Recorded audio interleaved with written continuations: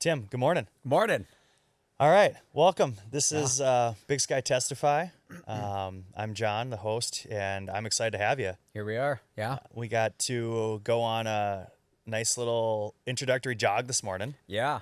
First time we met. Yeah. Quick trip parking lot and just did 8 miles. Yeah, I Yeah. love that. Yeah. That was Adam linked us together. Yeah. And when he's like, yeah, Tim's ran marathons, and I'm Yeah. like, well, I ran one. I think I Yeah. could run with this guy.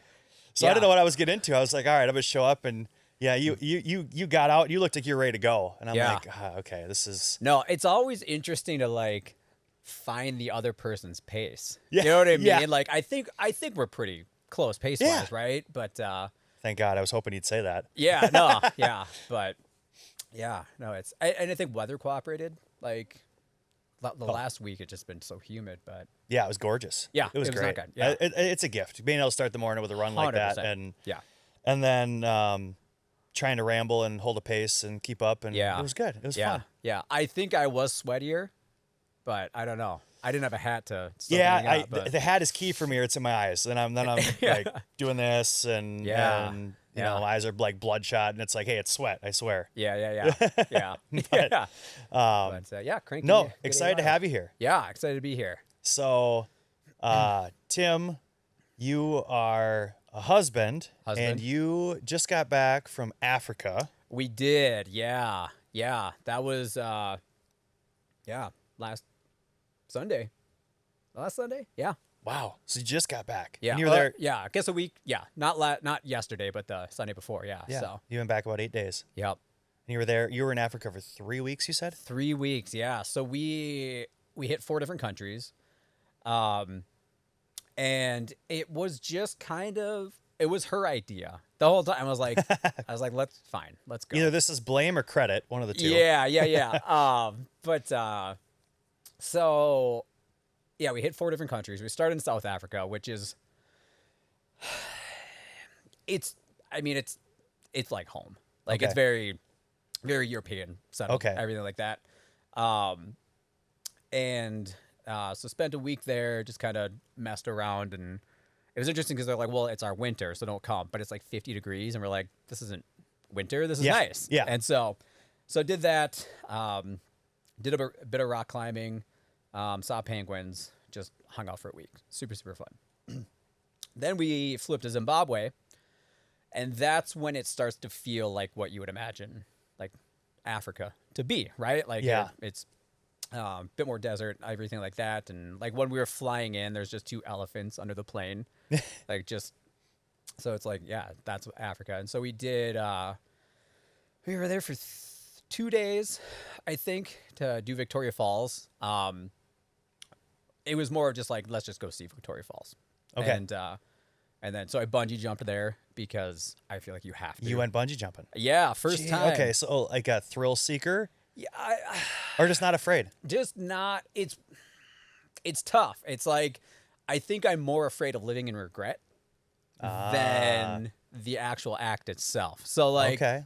yeah, I didn't particularly like want to do it. I was never like bungee jumping. It's on the list. I have to You do weren't it. talking about it, getting psyched, like it wasn't on the Yeah. bulletin board. No, it was just our taxi driver was like, yeah, you can do these things. You can bungee jump. And I was like, I think I'm going to regret if I don't bungee jump over Victoria Falls, right? And so did that. It was super fun. Yeah, just walked the falls. And then we went up to Uganda. And that was, I guess, eye-opening is the best way to put it, because I think it's easy to live in our bubble, and we have our tough days, everything, right? And it's all relative, but like, oh, if I ever complain about anything, I want someone just to smack me in the face. Like A tough day for us is a lot Yeah. different than a tough day for them. yeah, like if we want to pause and say, hey, I'm going to grab a drink of water, I just walk over there, grab a drink of water. Yeah, it's I don't- 20 feet, 10 feet. Yeah, I Yeah. don't have to boil it first or anything like that. And so, but I mean, the thing that was incredible is just like smiles across the board, right? Like I think if we were to transplant over there, we would find reasons to be miserable. But everyone was so welcoming. And the kids over there, they're just like, they see you and they go, hello, how are you? And they would just like, they just loved seeing people.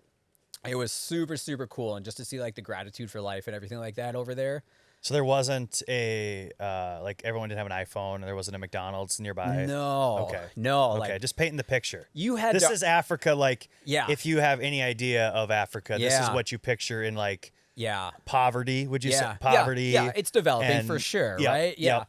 Yeah. But like, yeah, you have to earn it. Like, you have to earn, like, if you want water, you have to go get the water and stuff like that. And I mean, You're surviving, basically. I mean, and I can't speak for the whole country because we were only there for 4 days, but Yeah. but yeah, from what we saw, it was again, it was just the gratitude though. It was super super encouraging. yeah. So that place has really been kind of on our heart. Like, we didn't go over there for mission work or anything like that, but I think our intention is to just see what we can do in Uganda, because again, those kids were just so grateful. It was unlike anything I ever seen. And yeah, like, no iPads or anything like that. Like, just yeah. So did that. We went with the intention of gorilla and chimp trekking. So you just like Okay. walk through the jungle, and then all of a sudden you're like, oh, there's chimpanzees or those gorillas. Different parts of the country, but yeah. So anyway, it's cool. It's not a zoo. Like, it's not real. It's just, Yeah, it's just you're walking There. through this forest, and that would be wild. yeah, and it's, I mean, For a Midwesterner to just, 100%. you know, that's Yeah. so weird. Yeah, and so it's I mean, it's protected area, but it's not like fenced in. So it's just whatever, like, you go with people that carry guns Yep. because there could all of a sudden be an elephant. Yeah.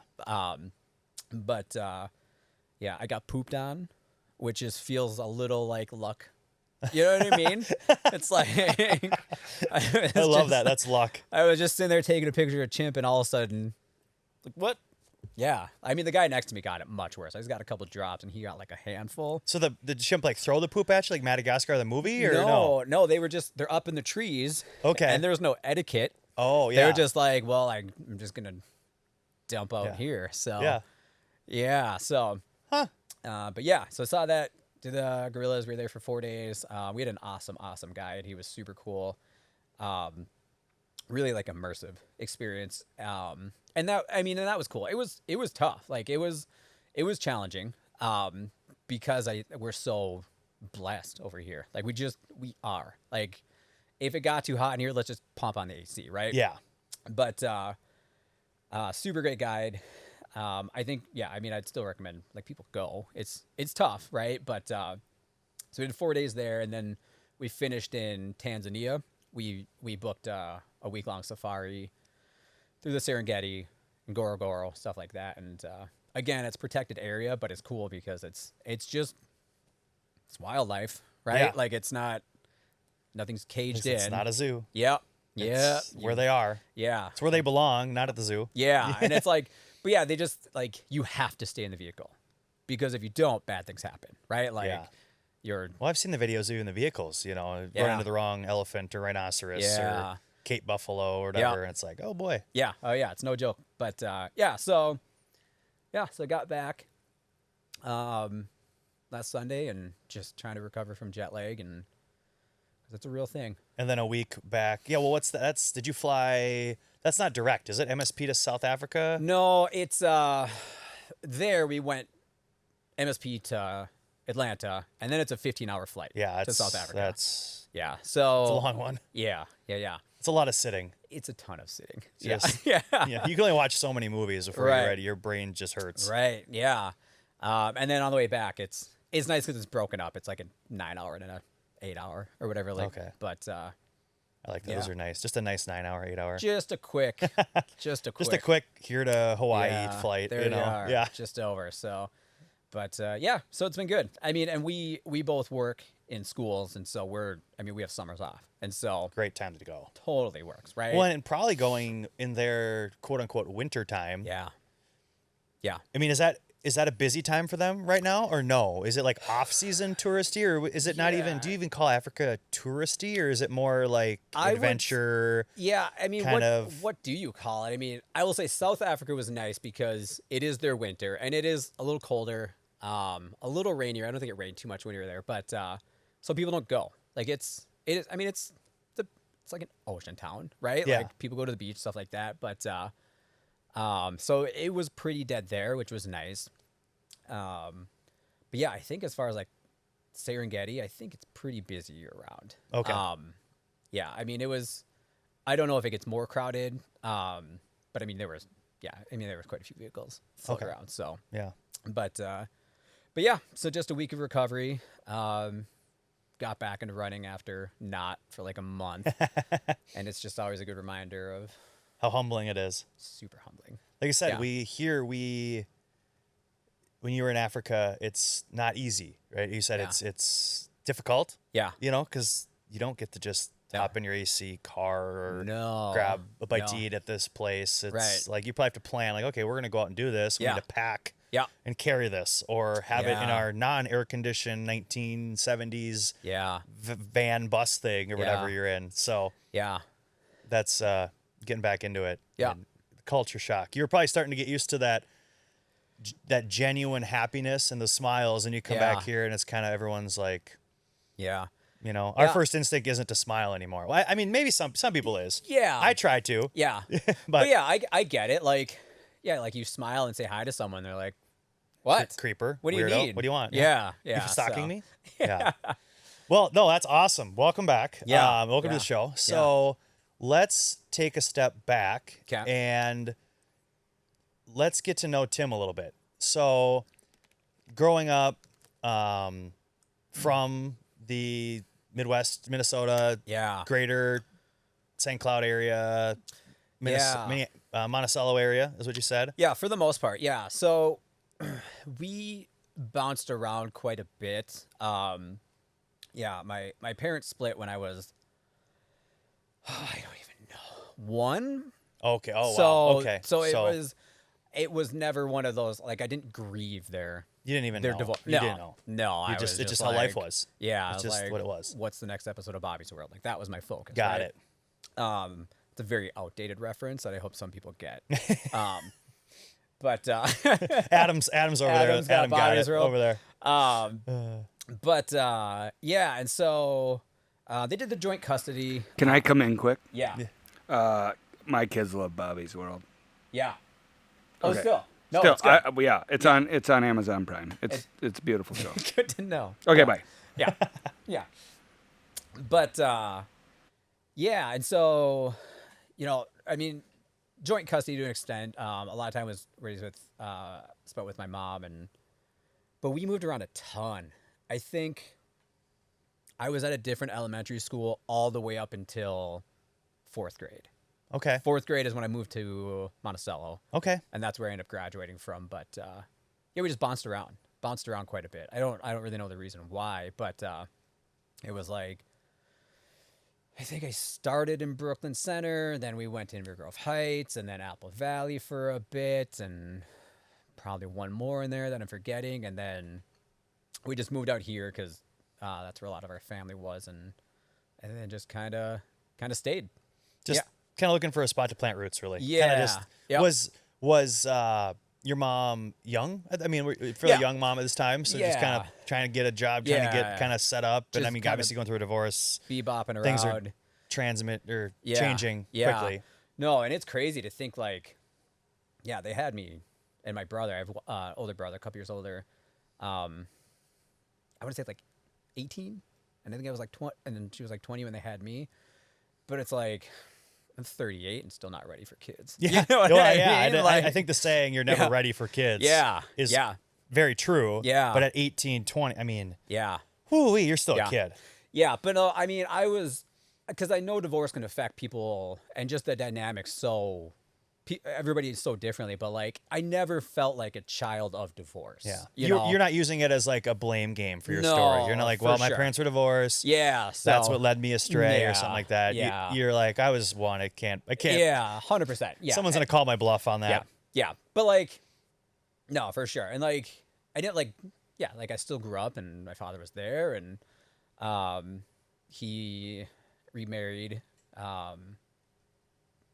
That didn't work. And so he's on lucky number 3 now. And that's like where he belongs. And that one's real good. But yeah. So, yeah. So, I mean, grew up, parents split, bounced around a bunch.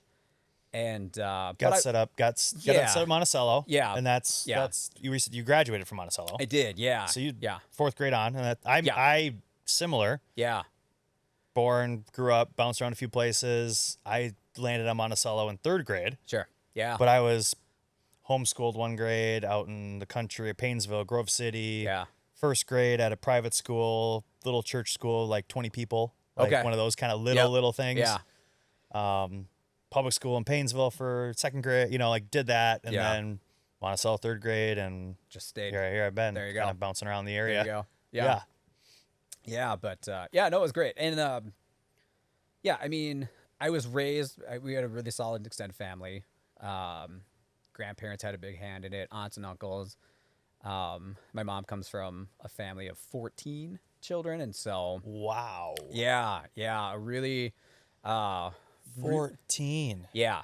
Were they farmers or I just just a lot of them. Wow. Yeah. Okay. Because you see like farm families. Yeah. Is like you get the But biggest it's- need a lot of help, yeah. right? Yeah, but it's that classic, like, I think you can say, like, well, they were Catholic, and you're like, oh, I think that was so common, right? Okay.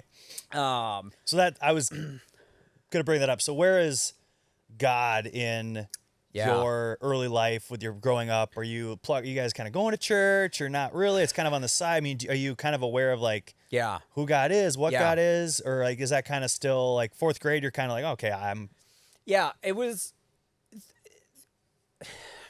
I want to say I was like, I had like the introductory faith until and we'll get there until probably about 32, right? And Okay. So, but at that time, like, yeah, my grandparents on my dad's side were always just super supportive and of like faith growth, and my aunts and uncles. So it was always around. Okay. We weren't regular church attenders, but yeah, I mean, it was always around. It was just like, I just knew like, yeah, God exists. I didn't know what that meant. Yeah. I will say a really big reason that I wanted to start to explore faith, especially as a young child. And we're going to go off a little bit here, but there's Let's check it out. A musical called Jesus Christ Superstar. Okay. It's from the 70s, but I just remember we were listening to the cassette, and it just like, it's like a rock opera. It's like, Okay. yeah, it's got like the screams and all of that. And I was like, what is this story? I wanted to know more about who Jesus was. Yeah.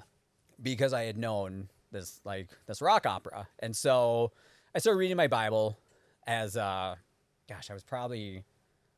be like 5 or 6 and just like sit on the floor reading through my Precious Moments Bible, not understanding any of it, I'm sure. Yeah. Right? Yeah. Well, disclaimer I'm 32 and 100%. I still read through it and go, Yeah. what was that? Yeah. Oh, So- 100%. Right? But no, I did graduate from the Precious Moments Bible, You did. so I'm not still reading that one. Yeah. Yeah. But Yeah. Yeah, I wish I still had it because I don't know. Like, it was thick. I mean, it was Yeah. a Bible, right? stuff in it. Yeah. So yeah, I mean, so it was. We still have one at our house. Do you? Okay. Yeah. That's what Adam uses on the daily. Yeah. So just to clarify. To remember the precious moments. Yep. But yeah, and so I was like exposed to it, right?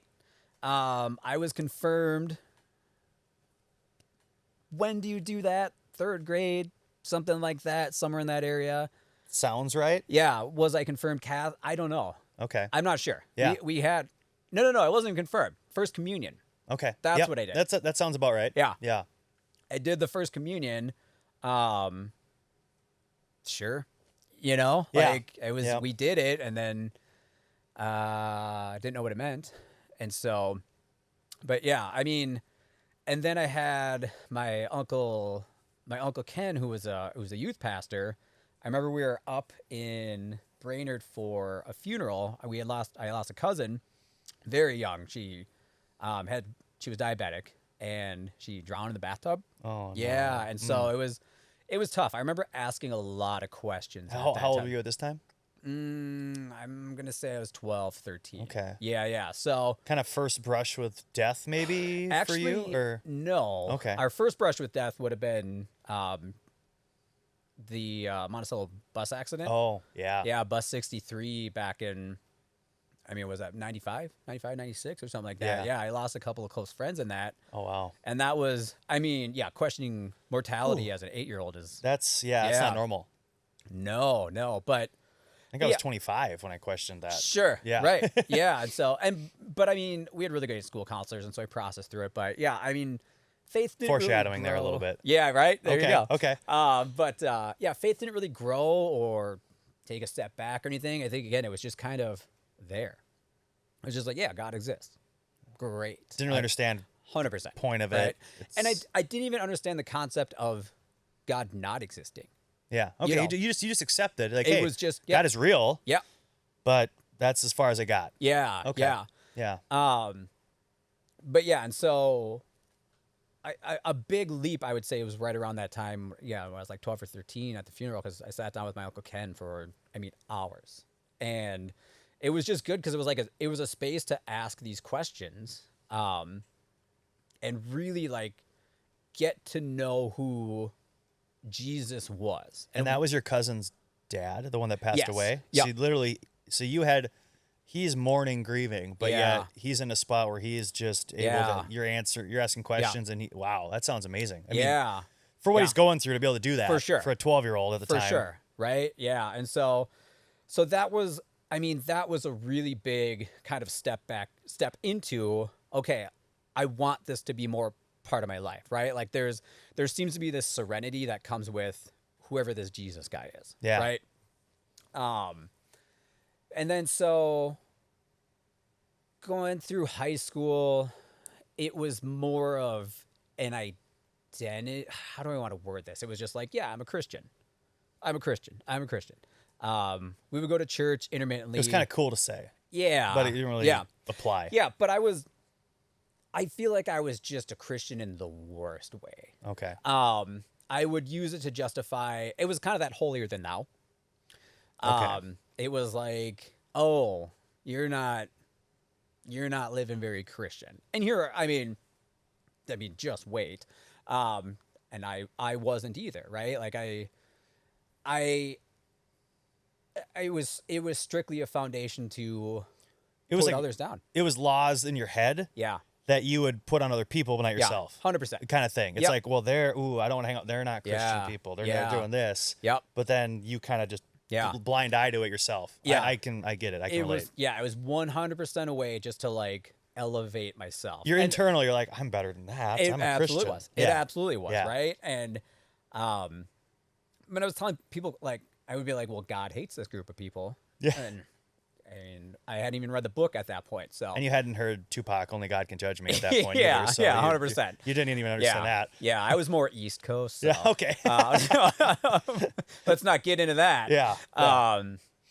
And so, I was just doing it. I was like, I am a Christian. Went on a mission trip down to Tennessee. But again, it was like the social aspect of it. Yeah. Oh, friends were doing it. Yeah. Yeah. It's just, I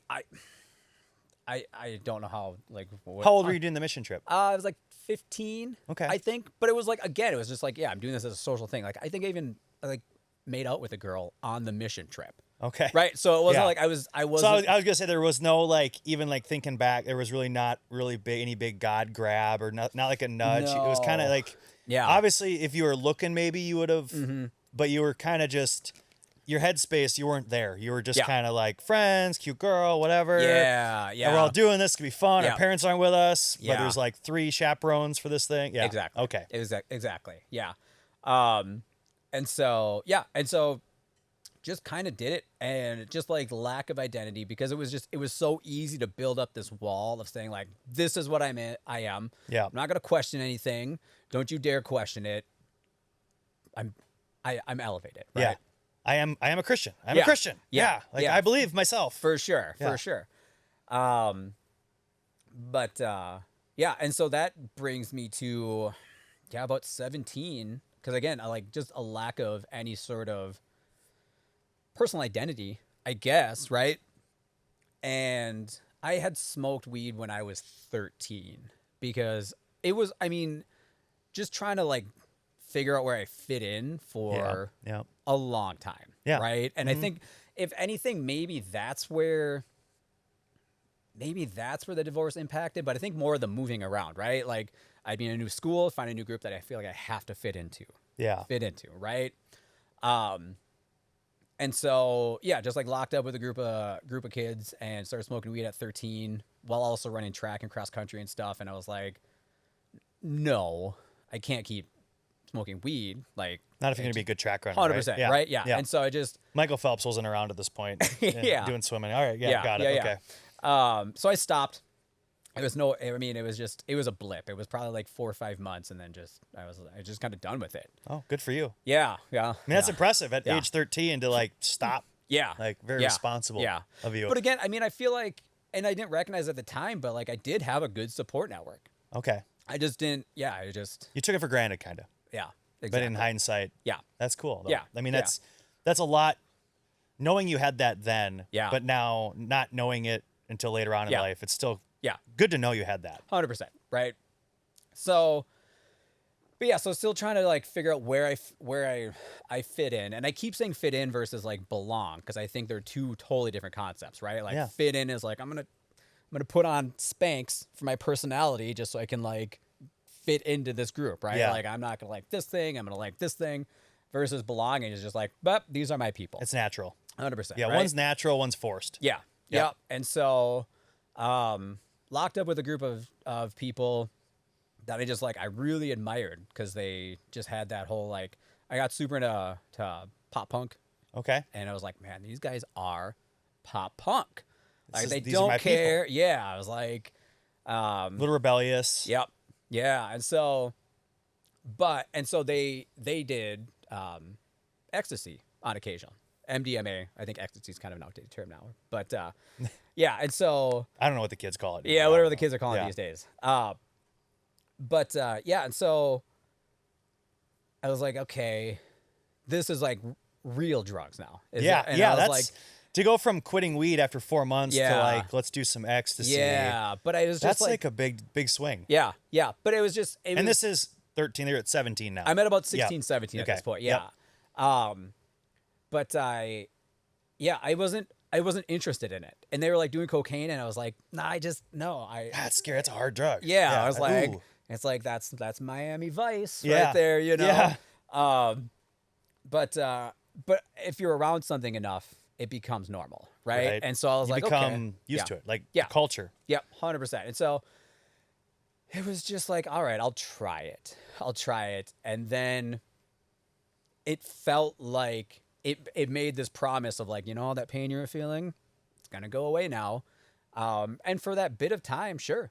Like, I mean, that's just how MDMA and ecstasy works, is it takes the serotonin and you're just like, here's all of it. Yeah. You're going to feel real happy. We're just going to dump it. Yeah. And then the next 2-3 days, it's gone. Yeah. You used it all up. Good luck. Yeah. And so, so that was kind of like my introduction to drugs. And then, I was just really struggling with a lot of stuff, but I was not looking at what was actually going on. And so, so I started using drugs.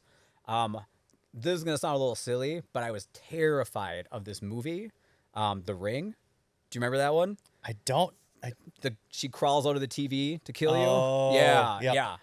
I don't know what it was about that movie, but I like would not sleep. Like, it was a wild thing. And so like, so there was one weekend where I took ecstasy, hadn't been sleeping for a number of reasons. And I was kind of getting bullied at school, and it was just like, I didn't have any serotonin. So I was just unhappy.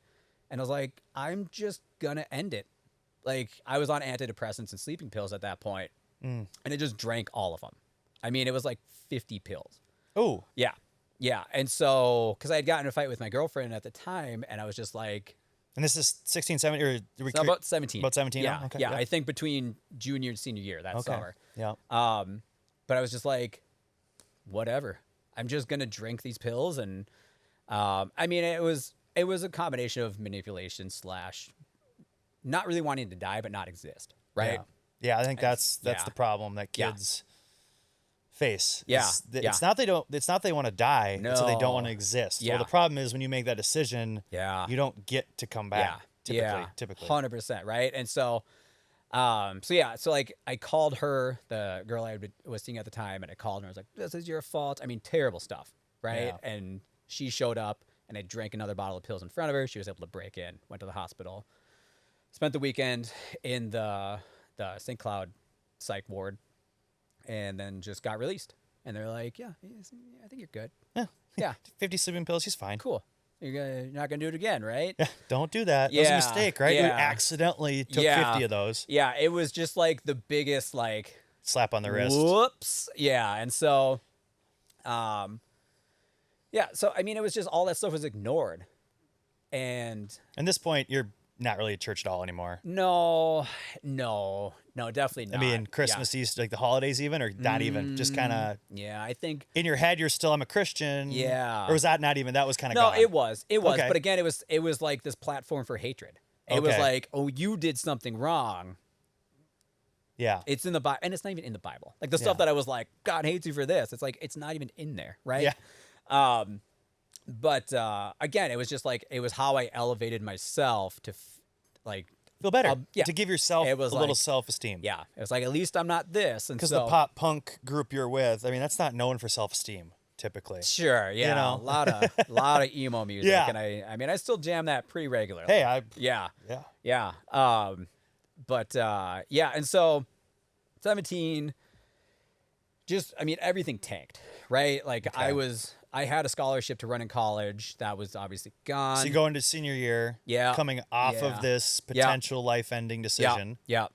But it was which interesting because like is- and it was just basically just a breakup. I mean, you think there was other contributing factors? I mean yes, there was just a lot. It was just a spiral, Yeah. right? Like it Yeah. was.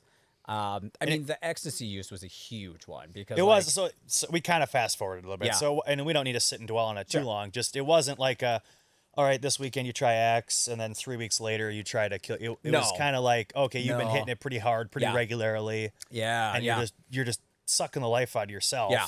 Yeah. Not knowingly. Yeah. And you got to that point. Okay. Yeah. Okay. Gotcha. Yeah, but it so you was- go. Yep. It was a really wild, like it went quickly because I was like a 3-sport athlete. Again, I think I received a scholarship to run in college my junior year. I just had to maintain, right? Yeah. Just had to show up and do the thing. Yeah. Yeah. Yeah. But no, I like started doing that. I started dealing ecstasy, started dealing cocaine, which was I hadn't touched that. But I was just like, yeah, I'm just going to deal a little Makes a little cocaine. make a little money. Yeah. Yeah. So it was just so easy to get wrapped up in. And then, yeah, like my senior year, I did cross country, but didn't do any of the other sports.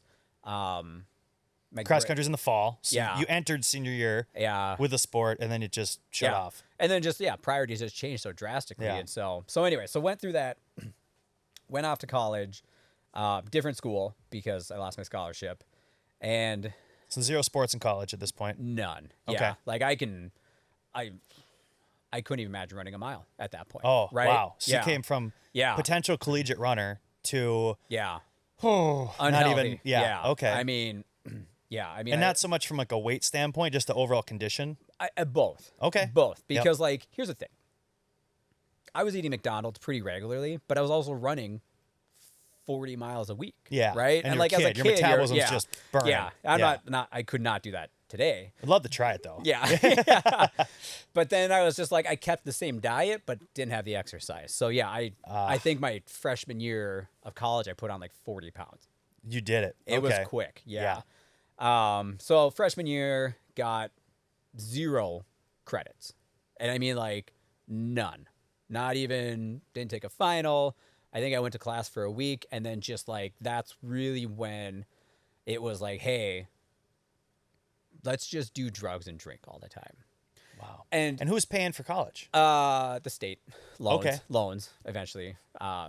Those came back to bite me, but Gotcha. yeah. Okay. I mean, obviously, So you are, but yeah. at the time when Yeah. you're young, it's play money. You don't even think of it. Yeah. Yeah. Yeah. So, but I remember through this. So I'll just, so freshman year of college is when I started doing cocaine. I was drinking nightly. But it was so justifiable. I was like, yeah, I'm in college. Yeah, that's Of what you course, do. I'm This is partying. the scene. Yeah. And I remember, but it's like God was there as much as I would let him be. Okay. Right. And Okay. and that feels tough because God is always there. Yeah. But it was like, I mean, that's always the big question of like, well, if God exists, why are bad things happening? It's because we let them. Yeah. Right. Yeah. We decide to ignore. Right. And so Put up our own wall. yeah. And so that's what was happening. And I remember knowing I needed a return to exploring this faith more. This is about 1920. Yeah, I'd say 18, 19. Okay. Yeah. And so, because there was this church group, and I was like, and I remember they had the booth set up or whatever, and I was like, yeah, hey, guys, I'm a Christian. I'm one of you. Yeah. And they're like, yeah, you want to come to Bible study? I'm like, You want some cocaine? yeah, I was like, that's, what night is it? Yeah. Thirsty Thursday. I can't give that up, you know? Yeah, it's busy. Yeah. So it's just like, it was this claim that I was Christian, but, you know, Yeah. through actions, right? The priorities weren't there. Yeah. Yeah. For you were a Christian, but you weren't giving any time or any No. time, talent, treasure to God. Yeah, 100%. And so, yeah, and this church group, they kept trying. I Good for mean, them. God bless them. They Yeah. were there, and not too much, but it was like every couple weeks, they're like, hey, just wanted to see how you're doing. They show up at my dorm, and I got like a beer in my hand and a big dip in my mouth, and like, ooh, excuse me, you know what I mean? Yeah. Like, don't Yeah. offend the church people. But yeah, and so I just never went. I didn't go back to it, and so dropped out of college. And by dropped out, I mean they were like, you know, you don't go here anymore, right? Yeah. Like, You live on campus. yeah, they're We like, think you're doing something shady on campus. yeah, So you they're should like- probably leave campus. yeah, they're like, so just We're doing you a you know, favor. yeah. So, yeah, And that was after freshman year? Yep, So 1 year, yep, and you pretty much got the boot. yep, yeah, 0 credits again, and so just floated. I mean, But you had a little bit of a God moment, of like a silver lining part where there was like, he fluttered through your mind a little bit at times. Yeah, and I mean, But you weren't quite ready. The wall was Yeah. still up. Yep. You were just kind of like, I'm a Christian. Yep. Like, yeah. Yeah. Things weren't bad enough for you to think you needed God. Yeah. You kind of had control still. Well said. Yeah. Okay. And because and that was pretty much the trend for like the next 10 years. I don't want to gloss over it too much, but like I would get a little bit closer. I would find something that felt more spiritual, more godly, right? And then it would all just tank, right? And I fully believe, like we talk about spiritual warfare and stuff like that, I fully believe that I was so susceptible at that point that every time something was saying like, no, just you get back here. That's right? the devil pulling you back. Like, 100%, hey, come yeah. on, let's Yeah. do another line. Yep. Like, let's Yeah. go rip some beers. We're Yeah. good. Like, you Yeah. don't need that. Yeah. Like, you like doing this with me. Yeah. And it was Okay. just, it was the curse of comparison, right? Yeah. It was like, well, I'm not drinking my 40s out of a paper bag, so Yeah. like, not an alcoholic, No. right? I So don't need help yet. yeah, and so I mean, it was just a rotating door of jobs. I would work somewhere for like 2 weeks, and then I would lose it. I would do the orientation and not show up to day one, just being hungover, whatever excuse. And then, yeah, I mean, that was for a solid couple of years. Where Are you still in the area? Are you hanging around the I'm in Minnesota St. Cloud. area? St. Cloud. St. Cloud area. Yeah, Okay. yeah, because I went to SCSU and Okay. went. Yeah. Didn't get any credits, but Yeah. yeah, I mean, it got to the point where I'm sleeping on an air mattress on the floor, and my mom drove around St. Cloud trying to find me because I didn't have a phone. I was like, going to afford it. Yeah. And I started gambling at that time as well. And yeah, I mean, God bless my mom because I stole a solid amount of money from her. She gave me her debit card for emergencies. My emergency was like the poker tables are open, Yeah. right? Okay. And so, yeah, so lost her money, lost my money. It was refusing to work. And so she drove around, couldn't find me. I eventually emailed her from a friend's computer. And her words were, "Oh, thank God, I've been trying to find you." Right. And so, Can you imagine? Yeah. Like her heartbreak, what she's dealing yeah. with. Oh, Yeah. But I mean, and to her credit, like, I think when I think about loving from a distance, like that's what we talk about in the recovery circle quite a bit, like versus enabling. She never enabled me. She was like, "Okay, I'm glad you're alive. Here's Yeah. here's a meal. see ya. Like, and not just like bye, but it was like, I'm not going to just give you money, right? And so, because it would all just go to alcohol. So yeah, I mean, so that was for probably a couple years. And then something that really, I mean, helped me at least give me some structure was I joined this death metal band. Yeah. Because, I mean, if you listen to like music has just always been such a huge thing, right? Yeah. And so joined a death metal Still band. is, yeah. Yeah, huge. But yeah, connected with a couple of guys, and they're still going strong because this was 17 years ago that I think we started this thing. Okay. Yeah, and I mean they're still out touring and everything. Like Really- nationally? Yeah. Oh, wow. Yeah, they're doing it. They did like a death metal cruise like a cruise. 2 months ago. Yeah, I didn't even know that was a thing. Death metal cruise. Yeah, Okay. and is there a little jealousy? Sure. Yeah, because like we slept in Walmart parking lots and they're doing death metal cruises. Yeah. But Yeah, they made it. You didn't get that part. Yeah, I mean, Yeah. good for them. A buddy of mine, buddy Eric, he's on vocals now, and he actually taught me how to scream. So it's kind of cool to like see this full circle thing. But yeah, so it's super, super cool. It gave me some structure, but then it gave me also ego. And that was, I mean, again, really cool group of guys. We all got along. And which, I mean, is lucky because when you're touring, if we go out for 14 days, you are in a van with, it's 6 of you. And if you don't get along, that's just one more thing because you're sweaty, you're gross. I've seen the Motley Crue documentary. Yeah. I don't know if you call that glamour. It looks like hell. Yeah. And I mean, it was basically like that with less money. So, Yeah. but yeah, so we would go out for a while and then, but again, it was that justification. It was like, well, I'm on tour. Of course I'm going to drink. Like we went out. I remember one time we went out for 16 Your days. day doesn't start till night, right? Right. I mean, I can't. Yeah. I just kind of, I'm a big music fan too, and I Yeah. think about that lifestyle.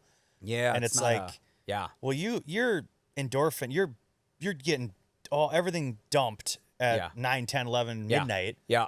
You ain't going to bed at 1. No. You gotta come down. No, exactly. And so, yeah, I mean, we were driving a lot because we would play in different states and everything. And so we'd play the show, we'd drive a couple hours, sleep, drive the next day. And so, yeah, I mean, we would just be crushing a bottle of whiskey in a couple of hours, right? Yeah. Like a big 175. But again, it was so easy to justify because I was like, yeah, I'm doing this death metal This is how it works. tour in life, right? I mean, in hindsight, they weren't drinking as much. We drank a lot, like as a collective, we did. But I think they knew a bit more how to turn it off, right? And so, And you justified it as we're doing it, but really it was you weren't ready to look at yourself yet. Yeah. But now in hindsight, you're like, yeah, I was really me. yeah, They were just kind of Yeah. along with it. yeah. Gotcha. But like it was cool because we had this group, and I would say I was still. I mean, I've been Christian for my whole life or whatever, and they were pretty respectful of that. It was me and they did not have a practicing faith, but we would have some cool conversations and stuff like Yeah. that, and it was Well, that atmosphere, being with each other that much, driving. I mean, you're gonna have some things. Yeah. So But it even made me question like, well, why am I claiming this Christianity thing? Like, cause they would ask those questions and I was like, what and makes you Christian, not Yeah. me, kind of Yeah. thing. Like, well, what? You're the lead singer of a death metal band. Yeah. How are you Yeah. a Christian? I'm not. I'm the Yeah. bass player. Yeah. But it was like, yeah. And they were very respectful of that when I was in the band. And we never did any like blasphemous merch and Okay. and to kind of find like the compromise was like the lyrics were never blasphemous or anything like that. But I you would weren't like you weren't like death metal worshiping Satan in your music. no, but I would write about hell. Yeah. I was like, okay, well, what's super terrifying to me? Going to hell. Yeah. Right. And so, So you're writing your own songs too. yeah. Wow. Yeah. Okay. Yeah. No, I mean, we had Songwriter and lead singer. a cool thing going. Yeah. So like they would come with the music, I would come with the lyrics. But yeah, it was, and even the band name, it was Reaping Asmodea, which Asmodea is like the head demon in hell or whatever. I'm not super familiar with that lore, but we took that and we took reaping, so to excessively, and it was the demon of lust, so excessively lusting after something. So it still sounded dark, Yeah. but it was like, but that's the human side of us. It's like we excessively lust after things. Yeah. And so, yeah. So I mean, it was, yeah. I mean, we're still friends with them to this day. Like, Yeah. they have good things going on, and so that was. They don't invite you on the cruise, but No, that's okay. yeah. I'll have to ask about that. But you were as you were in Africa, whatever. yeah, Anyway, yeah. anyway, But, off subject. Yeah. But yeah, just like doing a lot of it, I was starting to explore a bit more because, and I think that was the first time where I realized I was like, I'm not a Christian. Like, So being in the death metal band, Yeah. those guys, almost as crazy as it sounds, yeah, brought you to question the faith a little more.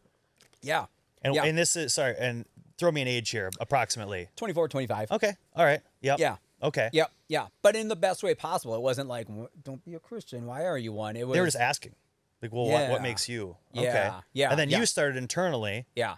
asking some questions. Yeah. Okay, so carry on from there. Yeah, because and I think we're so, I shouldn't say we, my own experience and from what I like, empirical evidence, I think we feel this idea that it's wrong to question our faith, right? Like I think I've seen that a lot where it's like, don't you dare, don't question it. Yeah. But that's where I've found the most growth, where I was like, yeah, why do I believe that? And then you dig in, right? Yeah. And so I think wrestling with, and now Yeah. I'm sure, like I said, at that time, it felt weird because like Yeah. you don't question God, you Yeah. don't fight against like Yeah. God is God. I'm a Yeah. Christian, like yeah, yeah. But then But even- as yeah. you learn, like wrestling with God is very Yeah. common in Yeah. the Bible. Like Oh, 100%. some Right? of the most proficient Yeah. books of the Bible, there's talk of wrestling with God and questioning God, Yeah. and God shows His patience. Yeah. And sometimes Yeah. it's very interesting. Yeah. Well, and I think that it's this idea, for me at least, where it's the second that I question or have that wrestling, and you think about, I mean, 'cause what is it? Yeah, like Jacob literally wrestles Yeah. with God. Yep. Right? I'm afraid that if I'm in that point of questioning, what if I die? Yeah, am I Am going to I hell no- now because I was questioning God? Am I no longer saved? Right? Yeah. And so, but anyway, so That's real stuff. I mean, when you say Yeah. we, I think you're not out of line by saying we, Yeah. because you're not the Yeah. only one that feels that way. I mean, Yeah. I've been through that. I still have my days where it's like, Sure. yeah. Yeah. But then I mean, I think if you look at the Psalms, like in Lamentations, I think it's okay. I think God wants us to feel the full. It's relationship building. Yeah. He wants the whole scope. And so kind of wrestling with that. But I mean, again, the alcohol, the drugs, not so much at this point. Like Okay. cocaine use had pretty much, like, it was, the desire was there, but I just knew that if I started doing it around people, because I was on tour a little bit, but like being the drug addict I am, if you're going to give me one line, you better have 20 more lined up. Otherwise, I'm going to ruin everyone's night. Yeah. And Okay. so I had self-control in that sense where I was like, oh, there's just not enough. You I'm don't not have gonna enough. do You it. don't have enough Coke for me. Yeah, 100%. Oh, you have one line. That's cute. Yeah. Okay. Yeah, that line better be 3 feet long. But and that was the same with alcohol. If somebody was like, "Yeah, I got a 6-pack for us," for us, like you want us to have 2? Yeah. So Are we going to church? Yeah, yeah. Is this communion? But yeah, and so cocaine use was pretty small then, but I was drinking so much, and I was chewing. I used dip. I don't know, whatever you want to call it, for about 15, 16 years or something like that. But I just got to the point where like it would just sit there and I would just gut it. Yeah. Right. So Oh, it's just yeah. like that's going down my throat, drinking all the time. And I noticed it was getting harder to make it all the way through a set. Yeah, and you're singing too. Yeah, It's death metal yeah. singing. It's not Yeah, just yeah. light. Yeah. And there's a right way to do it. Like, I'm sure. 100%. Right. But you need some vocal maintenance. Yeah. Like it's a yeah. real thing. Yep. And so I was not doing that. And I damaged my throat to the point where I went to the doctor and they like stuck a camera down my nose and my throat. And they're like, well, you're done. You're done. So, Yeah, so I had to quit the band. You were forced into retiring. Yeah. So how many years, like how long did you were you doing it? I want to say 5 or 6. Okay. Yeah. Wow. So we had some. I mean, that's a pretty good run. I mean, a Yeah. lot of bands don't Yeah. ever make it at all, let yeah, alone, yeah, and they're still going. yeah, So, yeah. So then I didn't have anything, yeah. right? And I remember just like stepping back, and I was working at a restaurant. I'll just say a burrito restaurant. You can fill in the blanks there. And that was, I mean, it was fine. It was good. I mean, I really, it wasn't just like necessarily a fast food restaurant, because they had like beliefs and like how you raise your food and stuff like that. And so I was like, okay, yeah, I can get behind this. And started working there as a manager, and it was some stability. But then the manager that was directly above me became my Coke dealer. Oh, Yeah. Yeah. here we go again. Yeah. Yeah. And so not even again, but just full on bigger than anything, because not only was it accessible, it was affordable at this point. And so, yeah. So, I mean, it became a nightly thing. And So when you quit the band, was that like a low spot? Like as far as like earlier in your life, your girlfriend breaks up with you, you drink a bottle of sleeping pills, you get the bad news from the doctor, can't sing anymore. Hey guys, I'm out. yeah. I mean, did you have that like dark? Did you try looking into God? Was it kind of just like, or was this like, this is God's fault? Or he was there, or didn't even have that grudge with him? Yeah. I don't even think I cared about God enough to blame him. Oh, wow. Okay. Yeah. Yeah. It was, I claimed Christianity through the whole thing. And I was dating someone at the time who, she was agnostic, I would say. And again, she was like, why are you Christian? Because I remember I lied to her about something in my past. And I remember saying, I was like, hand to God. Because I knew, I was like, that's my get out of jail free I'm a card. Christian, so if I say that, I mean it. And then eventually I just like, it weighed on me so much that I told her, and she says, so hand to God, like that just means nothing to you then? But again, it was like, but I'm Christian, I get to use these these things that are in my pocket, right? And so, yeah, so again, just kind of claim Christianity. And then, yeah, like that, we kind of split right after the band broke, everything like that. We just weren't a good fit. Like, we just had different wants, things like that, different stages of our life. Well, you're the lead singer of the band. You know, she probably didn't want to be with you anymore if you weren't the lead singer. No, she just loved it. kidding. No, she loved it. Yeah. Oh, she was like, yeah, she did not like me being in the band. Oh, okay. Yeah. Okay. Okay. Yeah. That makes sense. Yeah. Yeah. Because So- your time was spent. Yeah. Your time was sucked that way, and now you Yeah. can be with her. Okay. Yep. But then I still wasn't going to get on like the Path she wanted. I wasn't Yeah. ready to do it. You know what I mean? I wasn't ready Yeah. to do the grown up thing. And so we split. I was doing the burrito restaurant thing, got a promotion to move up to open up a location in Fargo. And I was like, okay, there's gonna be no cocaine use, nothing. Coke-free Fargo location. Yeah, that was the plan. But then the drinking skyrocketed. So you're kind of supplementing one or the other. Yep. Okay. And then it was like, well, St. Cloud's only a couple hours away, so I'll just drive down there and get it. Mm-hmm. But yeah, so, and again, like faith, I would say my time in Fargo, faith was ignored the most. Okay. I don't even think I was like claiming Christianity. So it's kind of a regression at this point. Yeah. And it was just kind of, I had found a bit of success because like I had a nice apartment and I could afford these things, and You opened up you're the manager of this location. Like things are kind of going your way. Yeah, and I think it was just that point where it was like, and I didn't explicitly say this, but I was like, I don't need God. Like what? I'm so comfortable, right? Doing great. Yeah. Like what do I need God for? And so it just was not part of it. And then went to Fargo, moved back down to the cities to take over another location there. And then, I mean, drinking, again, it increased. It went from beer to vodka. And again, I was, the whole time I was telling people, this time I was like, yeah, I'm a Christian, but it was like to justify. You were saying it and felt guilty saying it. Before you said it and just kind of didn't know any different. Yeah. Now you're kind of like, Yeah. I'm a Christian. Yeah. Yep.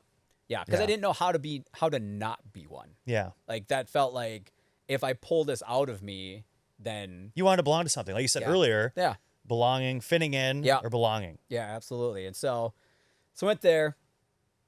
Drinking increased, became harder alcohol, and then moved up to Duluth. And this put timeline on 29. Okay. So Yep. Fargo, moved up there 25, back down to cities 26, floated around for a couple of years, I would say. And then, moved up to Duluth about 29. Okay. And then I started, this is frowned upon, dating one of my employees. And we had the shared common interest of cocaine.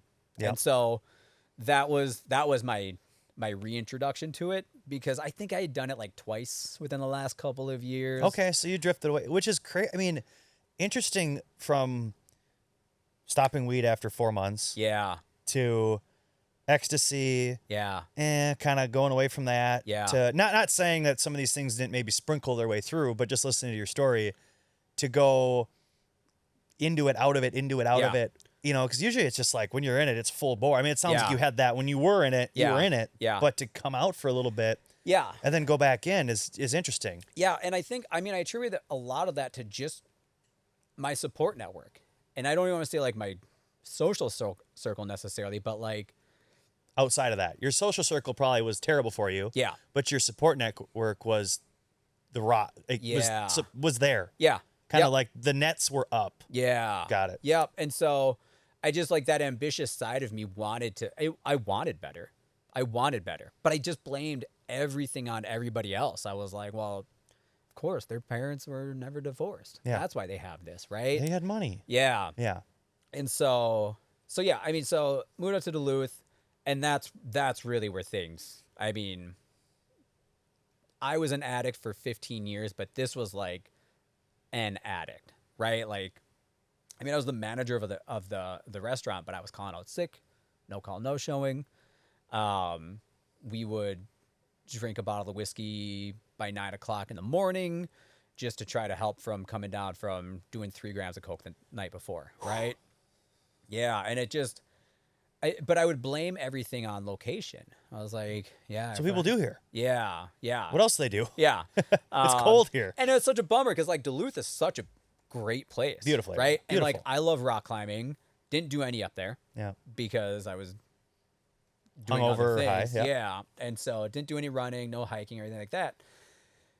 But then, so a full bore. I have a dealer. It gets a little scary at times. I have to pay him off so he doesn't come out to hurt. Like, this is the after school special. This is a Netflix movie series. Yeah, this is getting to that point. And like, we weren't even really dating, but because, like, You just had a shared interest in coke. yeah, You're like Yeah. companions for that. yeah, because, like, she had a boyfriend. I thought they split. Turns out they didn't.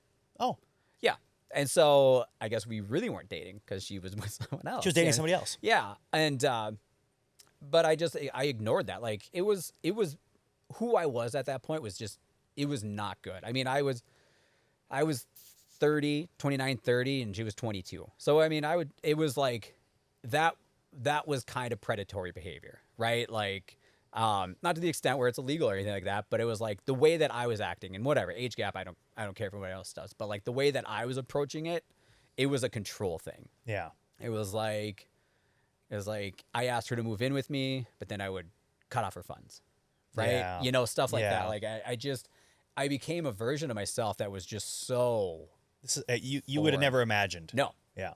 no. This is like, I'm the villain in the story at this point, right? Mm-hmm. I'm the, again, the Hallmark special.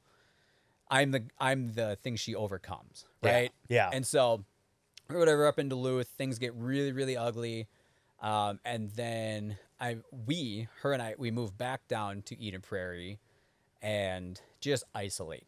Like, and that was kind of part of my plan too. I was like, no, you Isolate together. yeah. Okay. Yep. And so we're doing this thing. We're running the restaurant together. And then, again, cocaine we stay in cheap hotels. Like, we had a place, stay in cheap hotels just so we could be closer to the dealer, just in case, stuff like that. We had a 2-bedroom apartment, And at one point, we had 8 cats. And don't get me Okay. wrong, I love cats. Yeah. Get them. Yeah. Have as many cats as you want. Yeah.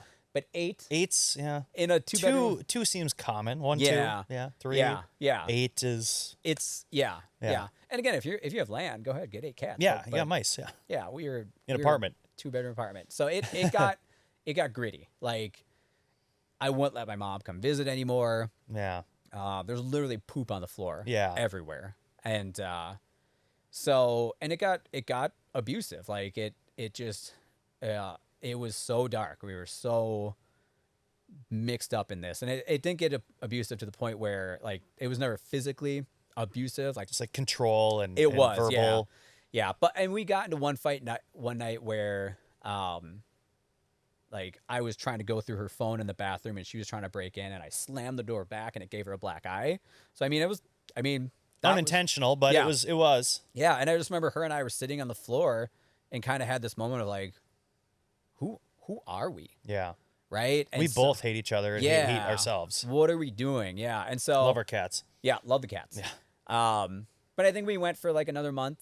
We went on a trip to Key West. Oh wow. Yeah. And that was another that for her was the final, and I mean good for her for walking away for sure. I did acid when I was down there, and she got drugged, and I was obviously not in a space where I could assist her. Yeah. But I remember lying and saying like, "Oh, I got dosed with acid." No, I just took it. Yeah. Right? Like some Yeah. guy was like, "Do you want some acid?" And I was like, "Yeah." I'm in Key West. Yeah. And so, but I was like freaking out. I called my dad. I called my mom. I called my grandma. I called my aunt just to like, I don't know what's going on. I don't know what's going on. But she's like on the floor in pain. I'm just laughing at her. And that was her moment where she was like, I can't rely on you. Yeah. And so we got back and we split. And then, so we were isolating together up to that point, and now I'm just isolating. Now you're just nobody. Right. Yeah. And so, timeline wise, puts us at about 31, I think. And yeah, and so I mean, drug use and drinking is pretty regular. You know, I'm trying to think of the exact timeline because I think we broke up the summer of 2018. And then you're going into winter when that's just naturally more isolation. Yeah. So Depression. yeah, and so I'm drinking like, I mean, 30 pounders a night, right? I would get Wow. yeah. And so I stopped doing cocaine January of 2019 because it was just like, it was so obvious. Like that's a bad thing to do, right? Yeah. I think alcohol is so accepted in society, not 30 a After night. 12 years of cocaine, on Yeah. and off cocaine use, you're like, now this is a bad thing to do. Yeah, I was Okay. like, what is this? Yeah. Yeah. And so But you were taking some stock in yourself. yeah. And this yeah. is all, once again, there's not really, church isn't back in, church isn't coming into play. There's, Yeah. I mean, Yeah, so- circle, I mean, who's either, and maybe now you recognize it, but it sounds like God was working in you Yeah. in some way, Yeah. like giving you these opportunities Yeah. Oh, to like 100%. come out of Absolutely. this. Absolutely. And so I was exploring church Okay. at that point. Even before we had broken up, one of the guys that worked at the restaurant that I was at, he went to this church down in Eden Prairie called Wooddale, and they had this really, really cool Sunday evening service. Super casual, just like a full-on come as you are Yeah. type church. And I was like, I felt a level of peace there. And it was like, that was kind of I'm ready to dip my toe back in, but this is, I would say probably, let me put it early 2018, late 2017, something like that.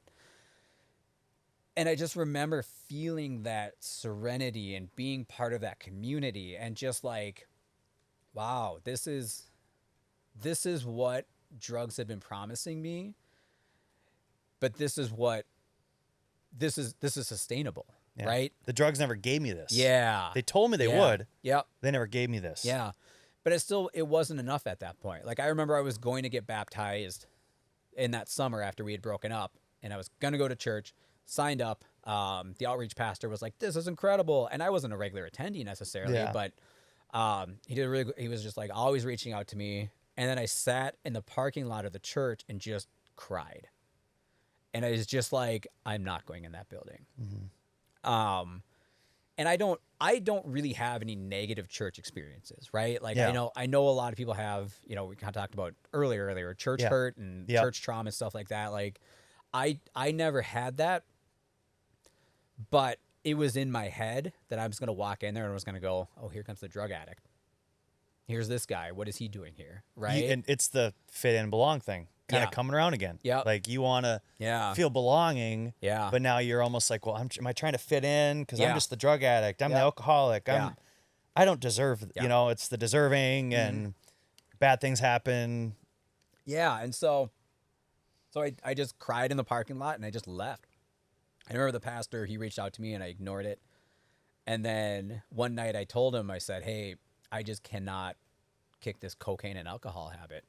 And this was the first person outside of who I was using with that I told that to. Wow. Yeah. And nothing really came of that.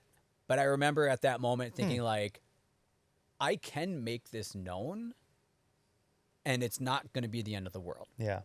So that was kind of my first, like, maybe I don't have to live this way. Right. Yeah. And so like I said, I would go on, gave up cocaine in January. And that was just, I had to work a shift at 1:00 to close. So 1 to 9:30. But I had done cocaine the whole night before. And I was just like, I don't want this anymore. Like, I don't want that. But like I said, the alcohol, it skyrocketed it was, 30 pounders a night. That's a lot. Yeah. I mean, on average, let's call it 6.5 nights a week. Because I don't know if it was every single day for 4 months, but it was missing one was not acceptable. Yeah. And so it would get to the point where I remember I was leading a PM staff meeting. And these are high school kids, right? Like it's a restaurant. Yeah. And Yep. And I remember standing there and starting to have a seizure. Yeah. Like, and it never went full up blown, but like, I remember the ground was shaking beneath me and I was just like, oh my gosh, I'm going to pass out in front of these 16-year-olds. Right. Yeah. And so it was these little moments where it was like, you don't need this. You no longer need this. Yeah. And then, so that brings us up to April. And I had, I guess these revelations, I was like, I don't need this, but I didn't know what that looked like. I didn't know what. And you didn't even know really where it was coming from. No. And I want to hesitate to say where it's coming from because this next part, like I knew I wanted out. Yeah. I wanted different, but so this was my second plan to commit suicide. And this point, I mean, I didn't have any pills or anything like that, but I was just going to drink so much and literally just go sit in the river. Cause it was like cold enough. Yeah. That if you were in there for long enough, you would. Hypothermia. But I ended up just getting so blackout drunk that I passed out on the couch. And didn't even make it to the river. No. Wow. I got drunk enough, but didn't make it to the river. Yep. So, I mean, praise the Lord, right? Yeah. And then just there was a morning, I should say, where I woke up at 6:30 and I said, and like this, like I can feel this as I'm saying it, like as genuine as I said that morning, I said, please God, I can't do this anymore. And that was the moment where it was like, God was like, you're right. Are you ready for this? Yeah. And like, and as in like in hindsight, the last 15 years, God was always 100% there. Yeah. I pushed it away, but I just remember there's always these moments where it was like, when God basically saying like, whenever you're ready, you're going to do great things. Like whatever scale that looks like, but your life is going to look so much better than what it looks like right now. But I just never believed it. Right. Yeah. And so that morning I said that prayer and it was just, and I was always afraid of prayer. Right. Cause like you see some people and it's like, where are they getting all this awesome language from? Right. Yeah. And I was like, oh, I don't have that, but but that's what I said. I said, please God, I can't do this anymore. And 2 days later, so okay, let me backtrack a little bit here because that night that I was going to commit suicide, I ended up signing up for treatment. As you're drinking? As I was drinking. It's like almost like a joke, like I'm going to kill myself, but I'm going to sign up for treatment. Full on blackout drunk, I inquired about treatment. It was an online treatment program because I looked into it a little bit, and they were like, yeah, totally. You just come down to Florida for 3 months and then you're good. I was like, well, how do I do that? I have an apartment, I have a job, I have a car. I have to give all that up. So I didn't think it was possible. So yeah, so then I found this online treatment program. And yeah, so I said that prayer, and then 2 days later I'm sitting in this like essentially a Zoom meeting and realizing like it is possible to be out of this, right? Like it's I just needed that. There's a lot of different schools of thought of like how to get sober and stuff like that, but I'm a full-on believer that surrender piece comes first. If you're not ready to quit, you're not ready to start. Yeah, and that's just what it is. And like it's just, and whatever surrender has to look like, but it's saying like my way is not working. And forced treatment doesn't seem to work. No. You don't hear that story ending well. It really doesn't. It's usually like, my third time. Yeah. It's stuck. Well, that's probably because the third time you're like, I need it. Yeah. But the first time when the family drops you off, it's like, then you're just kind of mad. Yeah. Right. Yeah. And it's, and again, there's so many different like pathways to recovery and everything like that. But I unless you want it, it's not going to stick. It's just not. I think, which isn't that amazing in life? Like, unless you want it, it's not going to stick. Yeah. But we all want so much. Yeah. But you have to like actually want it and like fully believe in it and want it for it to stick. Yeah. You can say you want it. Yeah. But even saying it's not enough. But I think that's a great point too. And I think that's where it's important for us to be genuine with ourselves and listen to what we are being told by, like what is God's path for us? What are we discovering versus like what is somebody telling us that it should be? Because it doesn't. I mean, I look back at like I went to college at 18 because I should. That's what you're supposed to do, right? Yeah. And so I mean, I went through treatment one time, but it's because I was so ready. And so you did a Zoom treatment. Yeah. But they were really smart about it. So it was 3 meetings a week for I think it was like 4 hours from like 6:30 to 10:30. Wow. Yeah. And it was It's smart. a long Zoom call. Yeah. And then I would have one hour with a mental health therapist. But and I was just ready, right? Like I feel like that was the first moment in my life, and that's why I said earlier, like Christian until I was 32, that's the first moment where I like listened to God. And before you use the idea of God, you use the idea. Now you're like, I need God. I need the relationship. I need to figure this out. Yep. And so, so that's kind of like, life is just drastically different now, right? Yeah. So like, up to 32, that's how it looked, and now we're just in a massively different season. So, question from the peanut gallery. Yes. Yeah, we need one of those. Tim, was this Zoom recovery program faith-based at all? So, good question. This one was not. But I was able to, we kind of like formed like connections throughout, right? And so, my counselor, he shared his, and we talked about this before, I think even before we had started, but like, he would share his story, but it was his testimony, right? And it was very similar where it was like, I'm doing things my way, I'm doing things my way, I'm doing things my way. But he had that surrender moment as well. So, this program was not faith-based, but I was able to make connections within there to kind of explore a bit more. So God was showing himself in it. It just wasn't necessarily a faith-based program. Yeah. Okay. And you were picking them out. Okay. Yep. And so, yeah. So, I guess like where do we go from there? Yeah. Because So, it's yeah. but so you did one treatment, and that Yeah. that was it. You haven't been back. Yeah. No. So you did a 3-week Zoom treatment Yeah. but you wanted it. Yeah. No. This was this was months. This was like probably like 4 months. Oh, okay. Yeah. So it like stepped down. Oh, okay. Yep. Gotcha. Yep. Gotcha. Yeah. Okay. But again, I was so ready, and so the reason that I think I never went back and honestly, like, you could put cocaine in front of me today. I mean, it'd be weird if you did, but Yeah, I don't have any. but like, it would be weird. Yeah, but like somebody could, and I was like, no, I'm good. Yeah. Like there is, and this is kind of like you don't say this in the recovery circle, but like I can confidently say like, I will never drink again. Yeah. And I get it because that puts a lot of pressure on it, but like I will never drink again. Yeah. I will never drink again. I'll never do any drugs, Yeah. anything like that.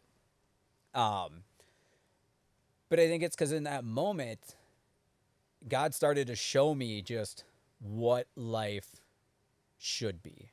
could be, right? And it wasn't just a God given. It wasn't just like next day he was like, boom, you're gonna do this, you're gonna do this, you're gonna do Everything's this. great right? now.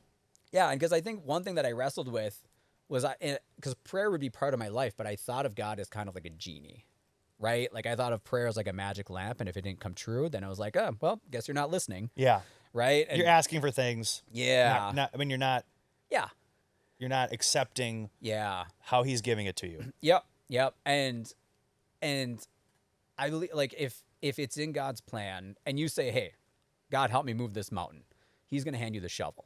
Right? Yeah. He's like, here's the tools, here's the skills and stuff like that. So, so with a lot of doors open, but it was up to me to walk through them. Right. And so my favorite verse in the Bible is Matthew 4:20. And that's the one that comes just after I'll make you fishers of men. And the verse is, and they left their nets and at once they followed him.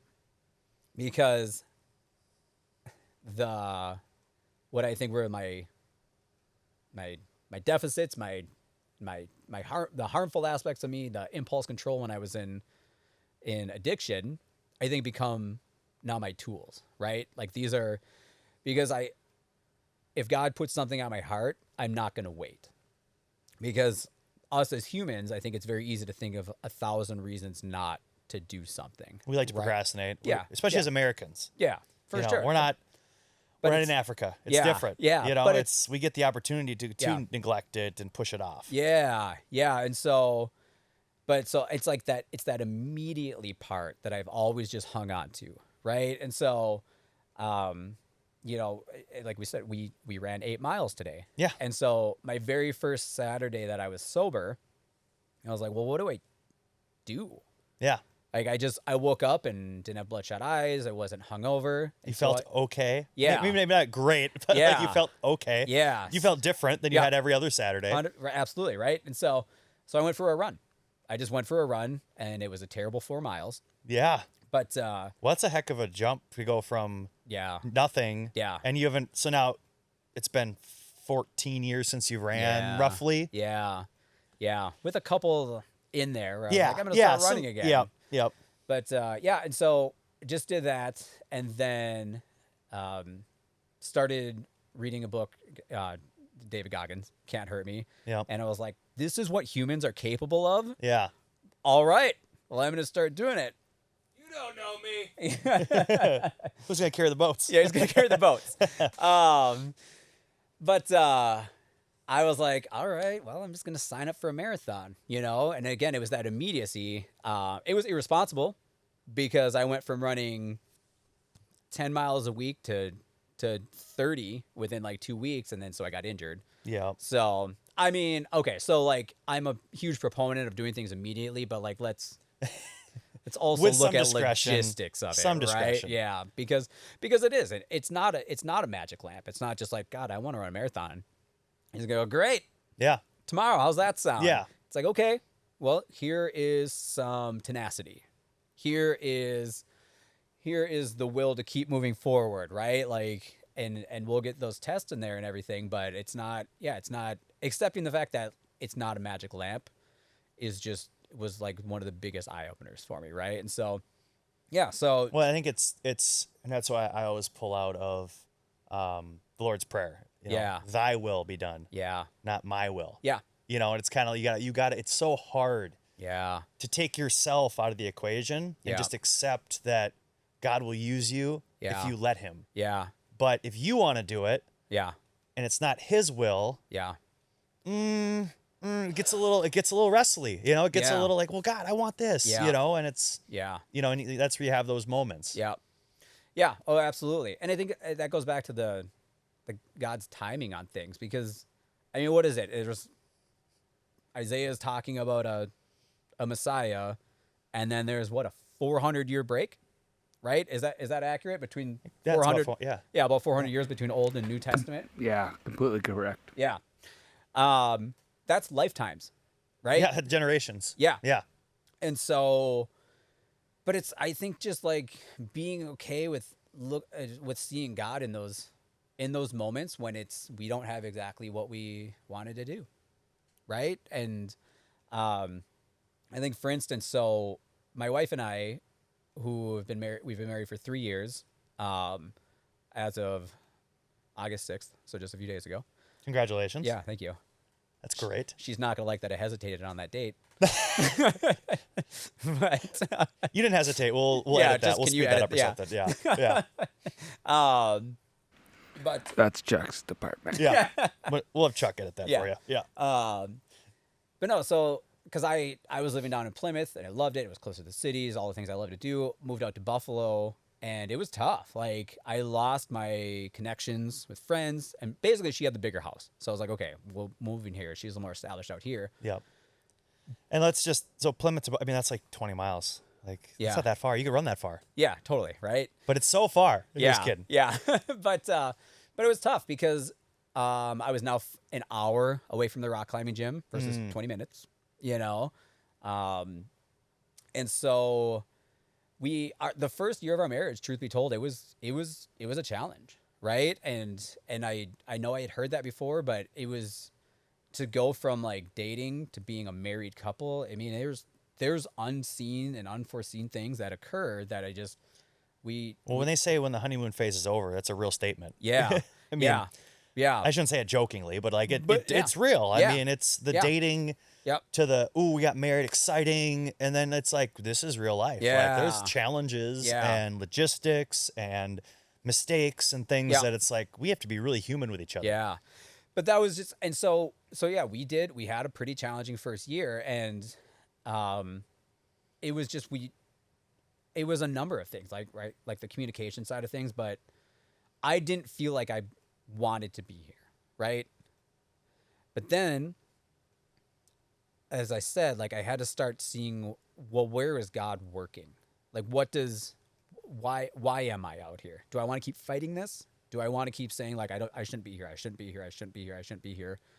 Or do I want to change it and say, well, why am I here? Yeah. What can this bring? And so let's take a little backpedal. Yeah. So let's just get there. Yeah. So you do the recovery. Yep. Start getting plugged in with God more. So how does that relationship evolve for you there? Because you jumped a few years. And I just want to know, like, did you plug back into church, or was there a small group? Was there some mentoring? Let's just touch on that if you don't mind. Yeah, no, absolutely. So it was, prayer was answered, started doing the treatment thing. Started running. Yeah, we can keep going on that story. Yeah, that's part of it. Yep. And I was just doing it. Like, I was doing this recovery thing. And I'm a firm believer in, like, the holistic approach to recovery, mind, body, and spirit. So, like, mentally, I hopped back into school pretty quickly into being sober. Wow. Okay, you're just kind of like... Yeah, I was like, I want to do this. So I hopped in school for alcohol and drug counseling. And so that's mind, body. Started running, started rock climbing more, started exercising more. But that spirituality part, I think I was taking for granted. I wasn't nurturing it. Okay. And it was just like, yeah, perfect. You had scratched the surface. You said the Yeah. prayer. Yep. Life started turning around. Yeah. It was like, and the gratitude was there. I was like, thanks God, this is great. Yeah. But again, I wasn't nurturing it. And so I found a really cool church down in the Crystal area and was going there pretty regularly. And it was just like energizing, like full on, like you could feel Holy Spirit, right? Yeah. And then, so I wasn't a member of that church. And then Cassie and I got together. So I moved out to Buffalo. And then the churches out here looked a lot different. And I was like, I wanted the exact same thing, but over here. Yeah. Right. And that was unrealistic. And so, yeah, so we shopped around a bit. I think we went to 3 different churches until we landed on the 4th. But yes, to answer your question is if Cassie was great because she regularly attended, right? Like, So when did you meet her along this journey? Like after, So you, yeah. and then I had to, so you just got done with addiction. Yeah. And alcohol, and now you're going to school to be a Yeah. counselor for it. Yeah. So that's interesting that you wanted, like, it wasn't one of those you had to stop it and run away from it. You were like, I want to really attack this thing. Yeah. Figure out Yeah. how I can help people not Yeah. get down this lane. Yep. That's interesting. Yeah. Yeah. And that's just what it was. I was like, Like you were so fascinated by it. yeah. You're like, I was a subject of it for Yeah. 14, 15 years. Yeah. But now I want to like Yeah. really study more. And you can relate to a lot of it, I'm sure. Yeah. Yeah. It was just like seeing how my counselor spoke and the way that he spoke about addiction and just like destigmatized it totally. Right. And like, was he one that had been through addiction? Yes. Okay. Yep. Okay. Yeah. Okay. So Yeah. see that it made it relatable Yeah. versus just, Yeah. Yeah. And I think that like destigmatization of it is, it was huge, right? Yeah. Like, don't get me wrong. It's ugly. Like I take issue with sometimes when people are like, well, we need to change the language around it. It's like, no, keep it ugly. yeah. Like I would wake up wet multiple mornings, right? Like I was just, and not from sweat. Yeah. You know what I mean? Yeah. I would just like, I didn't have control of my body functions. Like it was an ugly thing, right? Yeah. And I was horrible. I did horrible things. But it wasn't who I was as a person. It was just, it was like my actions reflected like what I was doing, drugs and everything. So, so I just knew that I wanted the opportunity to have that same impact. And so, so I started digging into it a bit more, started doing the counseling thing, the school thing rather. And so as far as like where Cassie falls in this is, we met during COVID, the shutdowns. Yep. And so It's a weird time to meet somebody. super weird time. Yeah. But, Tell me God didn't have a plan on yeah. that. Yeah. And it worked out well because she was a kindergarten teacher. And so, she had the summer off. And tons of patience. Yep. And yeah. And it was during this time that the restaurant that I was working in was shut down. And so some extra time. And, so we just met and kind of just hit the ground running, you know? But yeah, so, I mean, And she was regularly attending church. yeah, yes. And she was, yeah. So we went to the church that she was going to, and it just, again, it was fine. Like it was a good church, really good message and everything like that. But what really had spoken to me about the church that I was going to previously was like the music. Yeah. Because that's your thing. Yeah. Yep. And the worship side of things. And I just didn't quite find it there. So we hopped around a little bit. And then we had gone to one church that was very traditional, which I think it has, like, it's great. It has its place, right? Yep. But it's not what I was raised in. And so I didn't fully understand it. So that didn't quite work out. And then we went to one church that we attended like 2 or 3 times. And it was tough because they were talking about enemies of the faith. And it was like, okay, so Satan, right? Yeah. Like when I think enemies of the faith, I think like Same. that. That's a big one. Yeah. Yep. But they were naming not by name, but like groups of people. They were like, this group is attacking our faith. And I was like, Almost politicizing it. yeah. And I was like, well, what if somebody is in here asking questions, right? Yeah. How is this? They're going to feel attacked directly. Yeah. How is this playing into the Great Commission to go be fishers of men? If we are saying come to church when you're not this anymore, Yeah. right? Like you can't be that and come to church. yeah, and so that church just didn't work, right? Yeah, and then so we found our now church, and we walked in. It was just like, yep, this is it. Good. Like the worship was there, everything, the message was there, and so You're not doing lead vocals. No. I've done a couple Christmas productions and stuff like There that. you go. But Okay. yeah. Sweet. Yep. But yeah, and so she was largely responsible for fostering a lot of that because it was just, I don't want to say that's just what she did, but it's because it was her life, right? Like she read the Bible, she prayed regularly, she went to church, and I think it's easy to fall into kind of this trap of just like doing Christianity. It's like, well, you thought you were doing it, right? Yeah. I'm a Christian. Yeah. But again, I think God works incrementally to where we need to be, right? And so, it wasn't like if it was day one, he was just like, all right, you're going to start doing all these things. I think I'm like, all right, no thanks, You right? freaked out. Yeah. And so I was nurturing it a bit. It's praying, felt very genuine. I was outspoken about my faith, but I wasn't dialed in, right? And again, I don't think you have to find a building, right? Like I'm a huge proponent because like it has that community aspect and everything like that. Well, recovery, everything. Yeah. Social circle, network. Yeah. That whole piece. It's just the community part is huge. Yeah. Yeah. Absolutely. And so, but you're saying it doesn't need to. It's not the church isn't necessary. We've kind of had that discussion, Adam and I and other people, and it's like, everyone pictures the church as like you got to go to a building. Yeah. And it's like, well, church is it can be 2-3 people together. That's what it God is. is present. Yeah. So 2 or more. Yeah, 2 or more. Yeah. Oh, 100%. Yeah, we're in church right now. Yep. Right. Yep. And so I just wanted to say we had 20 guys in this room on Saturday. Yeah.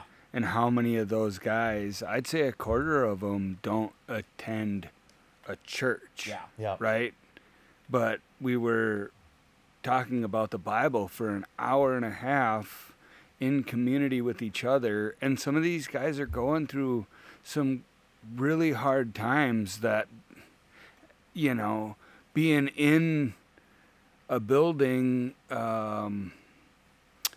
we take the hospital for sinners out sometimes, and it's easy to walk through there, and everybody's dressed nice, and that's okay. Yeah. But like some of these guys are like uncomfortable with that scenario, and we're not going to call this a church. And I know this is a little bit of a, it's just a little cabin, right? That doesn't have wall coverings and whatever, but like, and no, we're not singing the latest Phil Wickham song, and but at the same time, like, Pastor Jedediah is sitting there over on the couch, and so like we might get in the weeds a little bit, and he theologically brings us back.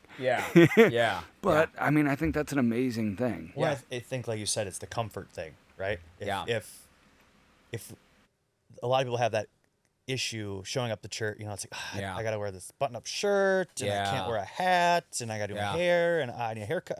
You kind of have those like, oh, I have tattoos, or like, it's some of that stuff. And I think, and that's what we're really trying to do, is we're trying to, with Big Sky Testify, is show that God meets you where you are. I mean, whether it's recovery, whether it's whatever it might be. Yeah. And you don't need to have the perfect shirt on and the jeans and whatever. It's God will meet you there. And the church can be just 3 people together, and I think that's but I also do agree that if you want to keep growing in your faith, I do think it's very important to find a church to plug into. Yeah. And I say that, like I said, respectfully, not in a forceful way of like, hey, if you're not going to church, you're doing it wrong. Yeah. But I just think you're going to see more growth and more benefits to being in a community like that. And you're going to see, you're going to have uncomfortable moments that but I think what's great about being uncomfortable is you grow from it. Yeah. And in your faith, you'll grow from it. As a person, you'll grow from it. And I think that's important, where we get too comfortable. Yeah. And we make Christianity our thing. Yeah. Like, I'm a Christian. Yep. instead of like, sometimes like God wants us to be uncomfortable. Yeah. And I think that's important to realize and be willing to take that. Yeah. Right? Yeah. No, and I agree. And I think, yeah, I feel like we're so called to bring it out elsewhere. Right. And so, cause I have met a lot of people who have been to church and have had a bad experience. And they say, I don't feel comfortable going back. Which is super unfortunate. Yeah. But I know it's it's unfortunately it's a very real thing. Yeah. I mean, there has been. I mean, Do you think it has to do with the lack of grace? We talk about grace, but we don't allow it. Yeah. We talk about grace, but we don't show it. Yeah. I mean, we all are Protestant by faith, and so Martin Luther's talking about saved by grace. Mm-hmm. But if we're not willing to give it in our beyond our understanding, because God's so much bigger. Yeah. No, I think. So you talk about that one church you went to, and they were like enemies of the faith. Well, that doesn't sound like there's a lot of grace there. No, and there's this book called Unoffendable, and just the kind of like Cliff Notes, the short version is like, we as Christians are unoffendable. Don't do it. Like what I talked about the fear of like, that there's like little moments where I was questioning, is like, what if am I not saved in this little gap? What if I die? I see it. I'm call it what it is. Like I'll call it like the Facebook Christians, right? Where they're like, if I'm not angry enough, I'm not being Christian enough, right? And so, but I don't know. I have a hard time like understanding what good that does. Do we think do we need to be angry for God? I don't think. Yeah, it's not our job. Can we hashtag Facebook Christian? Yeah. Okay. but I mean, is that do we not think God has it, right? And I think if we see somebody that is different than us or living in a way that we disagree with, and then we go up and like, you're going to hell, right? Yeah. They're gonna go, yeah, I don't want to come to your weird party then. Yeah. Like I'm not. You get together on Sundays with people? I'm not coming. Yeah. And that's just like, where do we draw the line? Like what's love thy neighbor? Like who stops being our neighbor then? It's that grace thing. Yeah. I think as Christians, like Adam pointed out, if we're not willing to give grace, then we're really failing the first big opportunity we have to show other people what Christianity can be. Yeah. And it is, kindness and grace. Yeah. But it doesn't mean, flipping the coin the other way. It doesn't mean you need to be ran over by people. It doesn't mean, God wasn't, I think me and Adam have had that conversation as well. And it relates back to a book, Wild at Heart. Okay. That it kind of talks about how like Jesus was very masculine. Like Jesus wasn't a pushover. Right. I mean, he flip tables and call people out, and I mean it wasn't like he gets us, yes, but it doesn't mean you can't have some backbone as a Christian. 100%. So I think it's a fine balance that I pray for, is that ability to give grace just as much as I need it and be able to forgive. I think forgiveness is one of those power things that as a human if you can give up that power of forgiveness, that right to retaliate, that's a huge gift. I mean, that's a weight off your shoulders. Yeah. And it's so, I think it's like, how do we define the word forgiveness? I think that's like the big question, right? And it's like, we were talking, like last Saturday, we were talking kind of about it, and somebody was like, well, what's the formula for forgiveness? Like, do we know? I don't know, right? And it's that letting go. But I fully agree. Like, forgiveness is not acceptance of behavior, right? Yes, that's a good way to say it. And so I fully believe that through my addiction, the horrible things I did, I am fully and truly forgiven for that. doesn't mean I should do them more, right? No, And so it's not a. I struggle with that. Sometimes is everything I did bad. yeah, I'm just forgiven with it, and I feel like, oh, now I'm I'm holy now, yeah, and I don't want it to like seem like, oh, I'm better than somebody, because I'm not. I'm not better than anybody. right, So I think that's what's weird about accepting forgiveness yeah, is also difficult as giving it Yeah. for some people. Yeah. And I like I said, I struggle with it at times where it's like, well, I was this, mm-hmm.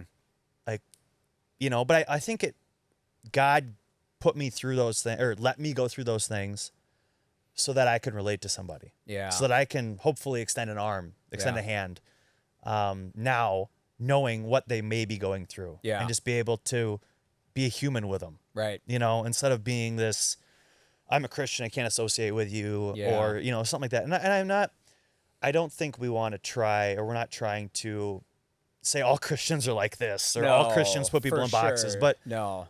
unfortunately, and that's why we're doing this, is there is a lot of that church hurt, Facebook Christians Yeah.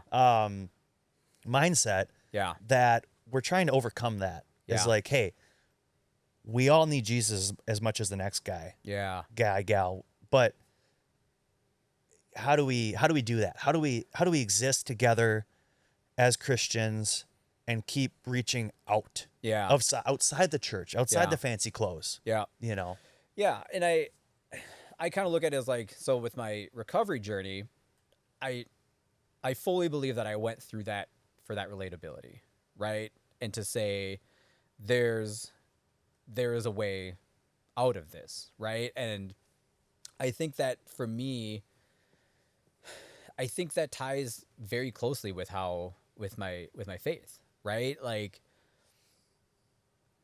it's that, how am I trying to word this exactly? But like, I think I had to go through that and had to wrestle through the faith to understand that this idea that I was trying to put out there, like that I'm a Christian, I'm holier than thou, like look to me, look to all these things I'm doing, like live like that, but to give the honest idea of what a walk with Christ looks like, right? Like it can get ugly. It can be, it's there, we're still human, and that was, this isn't heaven, right? Like there's going to be bad things that happen. Yeah. And they're going to hurt and they're going to feel terrible. And that's part of the walk, right? And it wasn't God or Jesus doing these things to me, but he was still there 100% of the time, right? And I think, again, looking back to the addiction, like, I didn't go into that church to get baptized because I felt like I didn't deserve to know God. I felt like I didn't deserve to have that relationship with Christ. And so I feel it. Like, I honestly feel like my mission now is to have everybody understand that they deserve to know God. Doesn't matter who you are. Yeah. Does not matter. Mm-hmm. It doesn't matter what you have going on right in this moment. This is going to get a little wonky here, but I think back to, and I don't know how like accurate this is, but did you ever watch the Jeffrey Dahmer thing on Netflix? Little bit. Yeah. Yeah. But, whereas he gets baptized at the end of that story. Yeah. And I mean, I remember seeing that just like, how do we reconcile that? Right. Like literally like did the most horrible things a human being can do. And then is this a story of salvation? I guess I don't know, but, and then again, that's a little out there, and that's an extreme example, but isn't that what we want? Can I bring this back around to like Cassie, your wife? Yeah. You're talking about grace, right? Yeah. And her as kind of your guys' relationship, the grace that she's shown you in like, because of that relationship, it's deepened your faith. How awesome is it that this relationship of church is in a marriage? Yeah. Right? Yeah.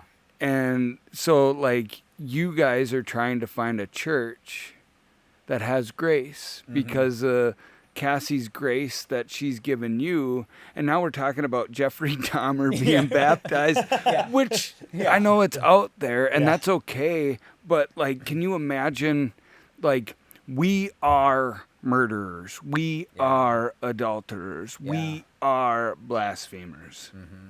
We are. Every day. Yeah. And we, you know, like, this is grace. It's only by grace. Yeah. Faith is one of these things that sometimes is forced. Mm-hmm. But we're always saved by grace. You know? And, like, I just cast the parallels to Cassie's grace with trying to find a church, with recovery, with, you know what I mean? Like, these things all play together. Yeah. Yeah. Great point. Yeah, no, it for sure does. And that's, like, I think about what if I would, because here's the thing. Cassie and I went to high school together. Oh, okay. Yeah, sorry. Okay. Big part of our story. Big circle. Big part of our story. We went to high school together, graduated the same year, same high school, everything. However, if I would have met her back then or at any time before, why I wouldn't have married me. Yeah. Right? Like, not saying I'm like some prize or anything at this point. I do remind her that I was homecoming king pretty frequently. I should, if you want to put that in there. Let's make sure. Let's find a photo or something. Yeah, Hopefully. Yeah. Yeah. So I do remind her that she did get to marry the homecoming king. But yeah, I just think about, like, you talk about grace. We talk about God's timing. Like, that would not have worked a minute earlier than when we have met. Isn't that wild? It's super wild. Yeah. It's when you look at things, and I like how you put it on God's timing. Mm-hmm. It's not your timing. No. You know, we talked about this morning and how God's timing for every day is a gift. Yeah. You know, and being able to go run and suffer well and do what we did was great. But, like, you don't know if you can do that tomorrow. You don't know, you know, and you didn't know you were going to be able to do that ever again after the things you went through. Yeah. You know, you got out of it. And then you went full bore into a marathon and got injured and had to backpedal. And now we should at least cliff note, like, since then you're a multiple marathon runner. Sure. Yeah. Still doing halves and future marathons and still running regularly, which is amazing. Yeah. Yeah. And it's just, I just think about, like, how dare I not? You know, and I'm not saying everybody's life has to look like mine, but, like, how dare I not do those things, right? Because April 9th, 2019 was my first day sober, and that's when everything just, like,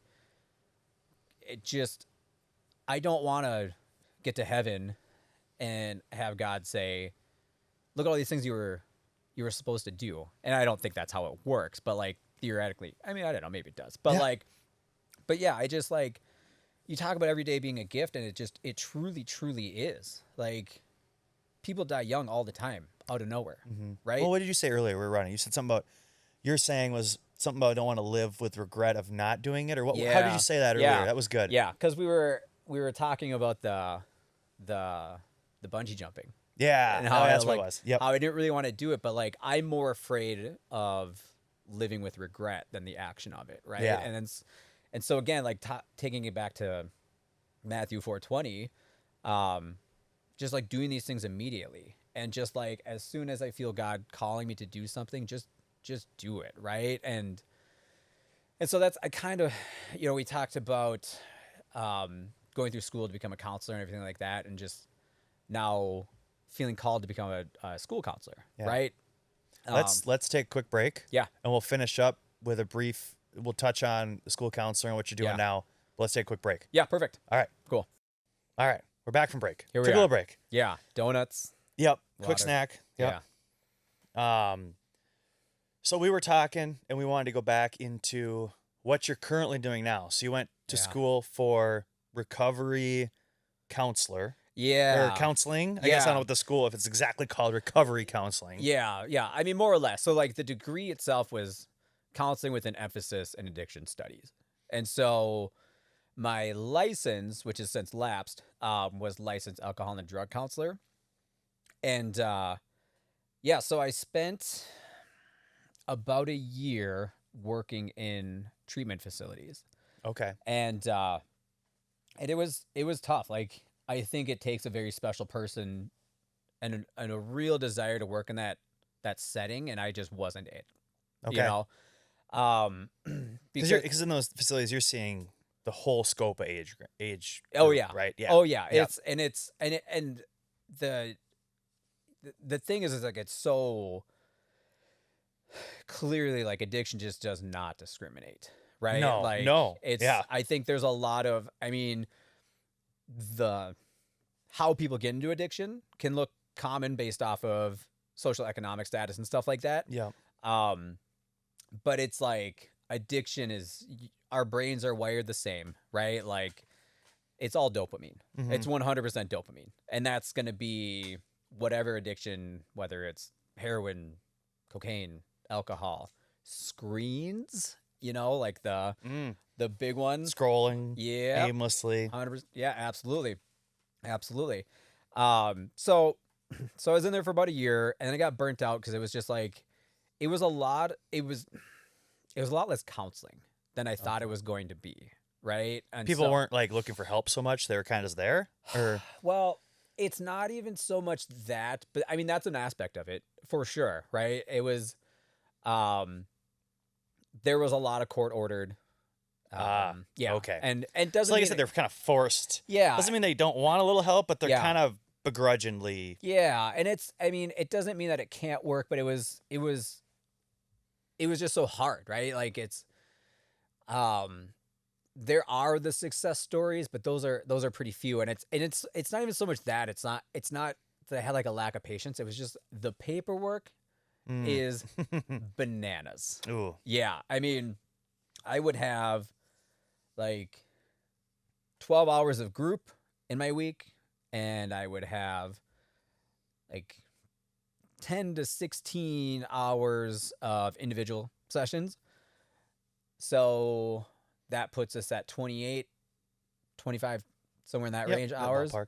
And then the rest was allocated to do like paperwork and like the behind the scenes stuff and talking to parole officers and stuff like that. And it was just, I could make the argument that maybe I threw in the towel a little bit too quickly, but it was just like a lot of things were pointing to like, this wasn't what I thought it was going to be. Right. Yeah. Like, I think I was more looking into wanting to be like a sponsor to people than You really than wanted to this. help people, but Yeah. you didn't want to have to deal with some of the bureaucracy side of it. It was tough. Yeah. And there's a whole like movement through that field where it's just like, why are we doing so much paperwork? Yeah. Like there's some really cool people like working at like Trying to a legislative level to say, clean it hey, up and make it yeah. what matters, what Yeah. matter. Yeah, but it got very tough. It was, so the paperwork side, and that's just an aspect of it, but it was like I had to be responsible for making the call. It wasn't me doing it, but like I would have to call people's PO and people that I connected with, right? And say like, hey, they relapsed. You got to pick them up, Yeah. you know? And so, Yeah. yeah, and it was just like, And then it feels like you're almost forced, like you're giving up on them, but you're not. You're like, but you're forced to do your job. Yeah. to- Yeah. And so it was a tough, right? And it's, again, I think it takes a very special person to work in that setting. And it just wasn't quite for me. And so how I've now kind of transitioned more into the school counseling aspect of it. Yeah, I was just gonna say. So you know what? Yep. Yeah. Okay. Perfect. Yeah. So, because I really wanted to work in high schools because like, if you, like my story, it started. 17. Yeah. Pretty much. Yep. And I just needed somebody, or at that time I wish I had somebody that said like, look, yeah, you screwed up, but we can pivot from there pretty easily. Right. And so, This doesn't define you.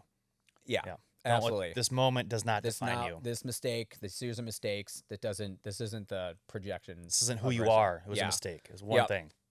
Yeah. And so, so I kind of wrestled with it for a bit, stopped doing the counseling thing. I was, really, I mean, hit the midlife crisis a little bit early. I mean, not too early, but like a little bit early. And I was just asked, like, I was like, well, what's next? And I stopped working in treatment centers, and I actually was going to enlist in the Navy. Okay. Yeah.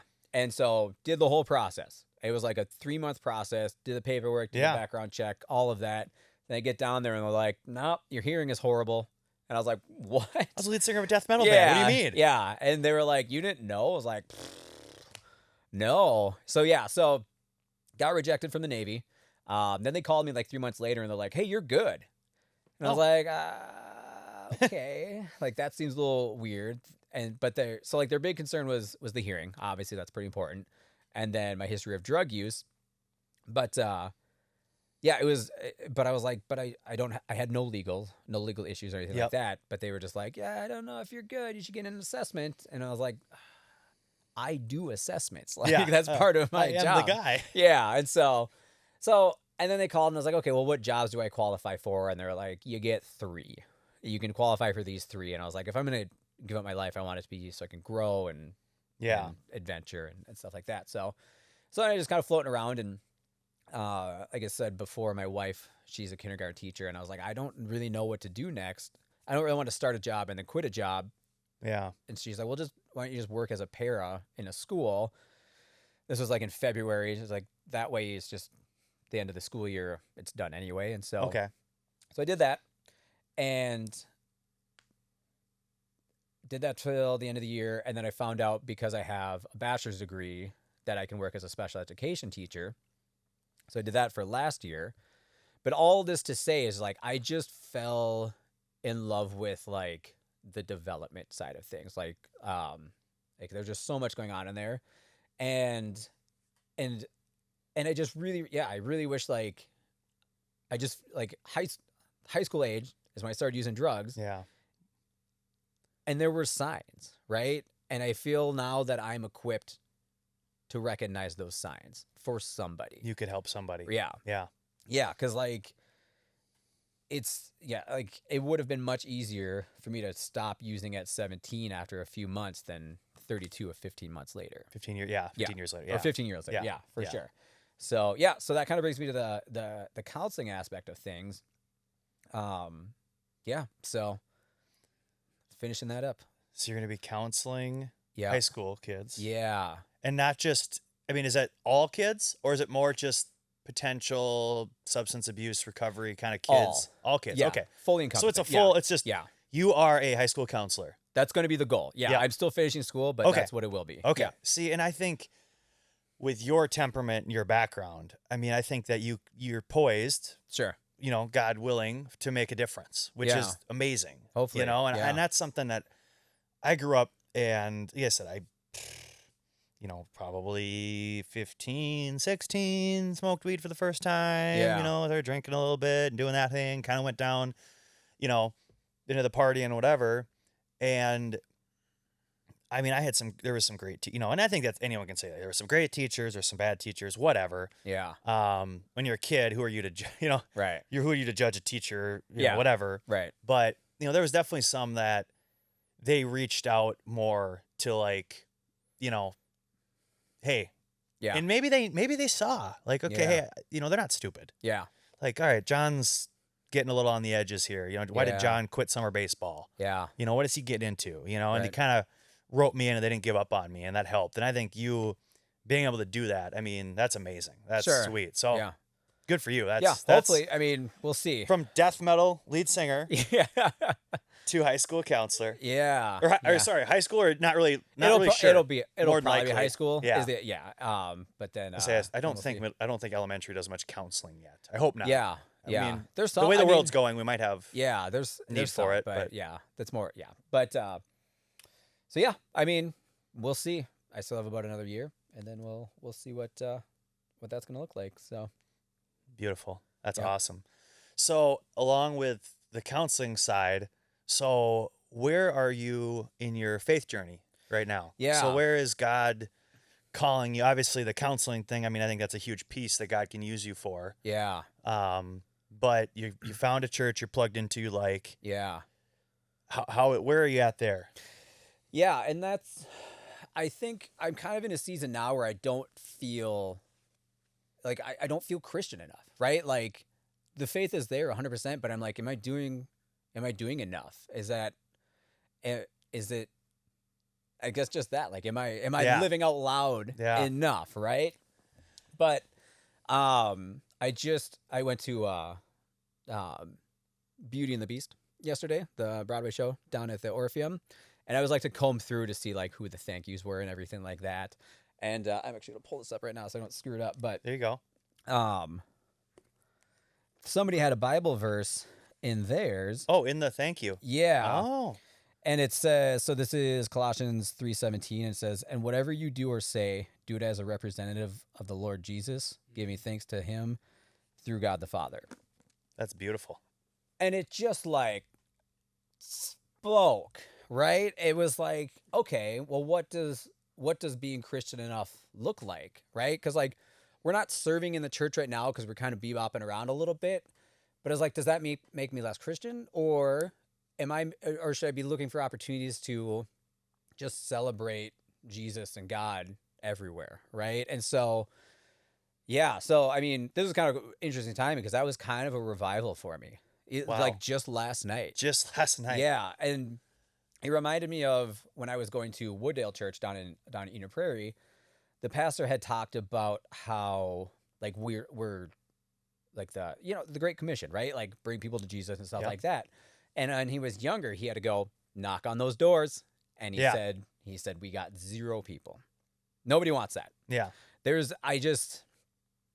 I have a hard time believing that going up just kind of cold calling and saying, "Can I tell you the good news?" Somebody going, "Yeah." Can I hear about it, right? And I'm sure it does happen, but But he said it was much more effective for me to live in a way that that made people go, "What is that guy about? Like, what does he have that makes him so joyful, different, and special, so and so successful, like, full or of maybe yeah." And it was like, and I just that's how I feel fully called right now. And I talked about this briefly before about like I feel like I need to live my life in a way that honors God through and through, right? Like whatever that looks like. I mean, marathons for now, rock climbing for now, bungee jumping, and then who knows what it looks like when I get older, right? Yeah. Because these knees aren't always going to work. One day at a time. Right? Yeah. But I think also with that too, that is my testimony. Like that's my living testimony by saying like I was a different person.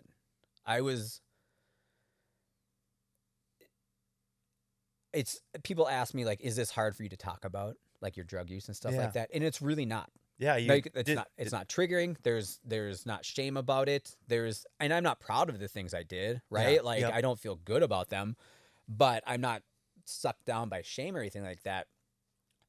But so I feel by living in this way, by traveling and, going on safaris and like visiting Israel and stuff like that. Like, I hope that people see that and go, well, what does he have? Why is this guy smiling? Why is this guy happy? Why is this guy have the abilities to do these things? Yeah. And where does he give the credit? Who does he, is he very hey, I'm the greatest, or is he willing to pass that on and show the glory of God? And you get those opportunities. Yeah. Yeah. Because like there's a serenity that comes with knowing your eternity's good.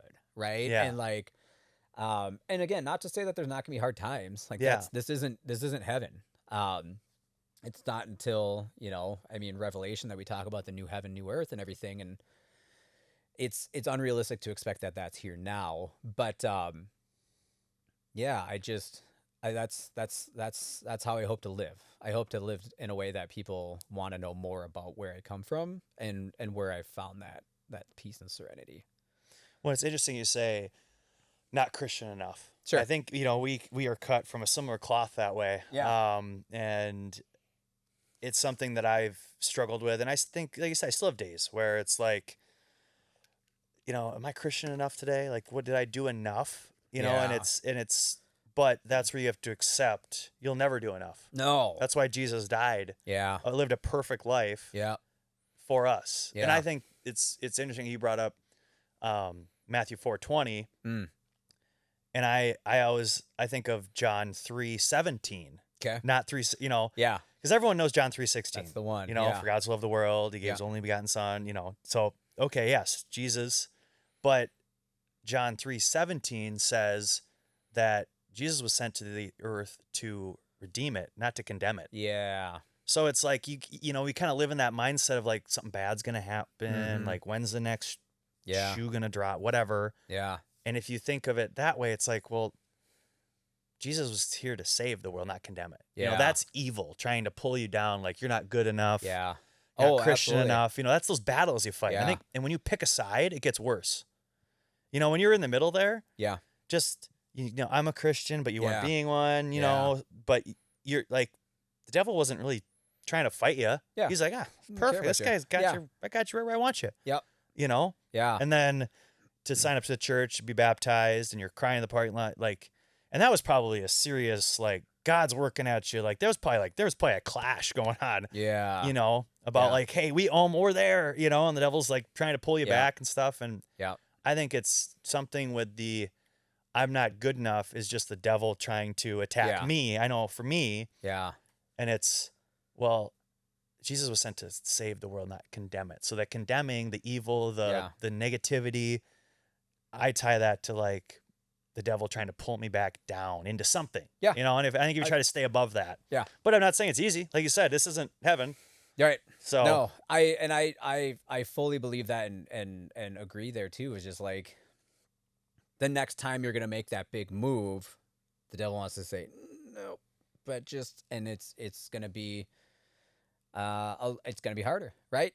And I think that can be tough, right? To speak to, especially people that don't have the faith. They're like, well, why is God letting the devil torment you, right? Yeah. And like, why are these bad things happening? Yeah, absolutely. And the answer is, I guess I don't know. Like this world, there's sin in this world, right? Like it exists, it abounds, but like, when it's hereditary, I mean, it's been passed down from Adam, all the way to us, like it's not something you get to choose. It's just like our nature is sin nature, because of a decision made, from ancestors long ago, right? You know, so it's kind of, but it's not an excuse. It's not like I get to do bad because it's in my blood, you know. And I feel like that's such a wish-washy, like people just have that blame game thing. It's like, well, it's not my fault, no, whatever, you know. And it's like, well, I'm a Christian, but I can still do this. And you kind of like compartmentalize when you want to be a Christian. And I think I did that for a long time. And I think, but like, it's because like we are a Christian, and we can do this, and you can. That's your free will. You can do literally whatever you want to do, but there's consequences. There are, right? Like, and whatever that is, like God allowed me to. It was my choice to use drugs the whole time. Right. And I think there's those whispers and everything like that, and I'm not going to sit here and say like, well, the devil made me do it, right? Like, I'm going to take that ownership, because I think ownership's one of the only ways to like break free of something. Like the more that we just sit and say like, it's that fault, it's that fault. If you pass it out, you're not really accepting it. Yep. And so, but all that to say, like, it's going to be tough at times, but there is, I think serenity is just the word that I'm like held on to, that comes from knowing that this is temporary.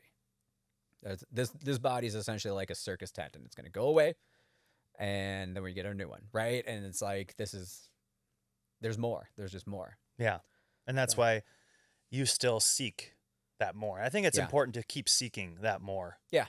You know, whether, and that's in faith and with the body God gave you. Yeah. You know, go do the bungee jumping. Yeah. You know, run the marathon. Like those are all, I think, important things that we touched on this morning. Just when you suffer with somebody or you do something, you know, crossing a finish line of a marathon with somebody that you just ran with and you don't even know them, but you finish. And as soon as you finish, high five, shaking hands, dude, you did great. You know, great job, blah, blah, blah. And it's like emotional. And it's like, hey, we just suffered through something that really sucks. Yeah.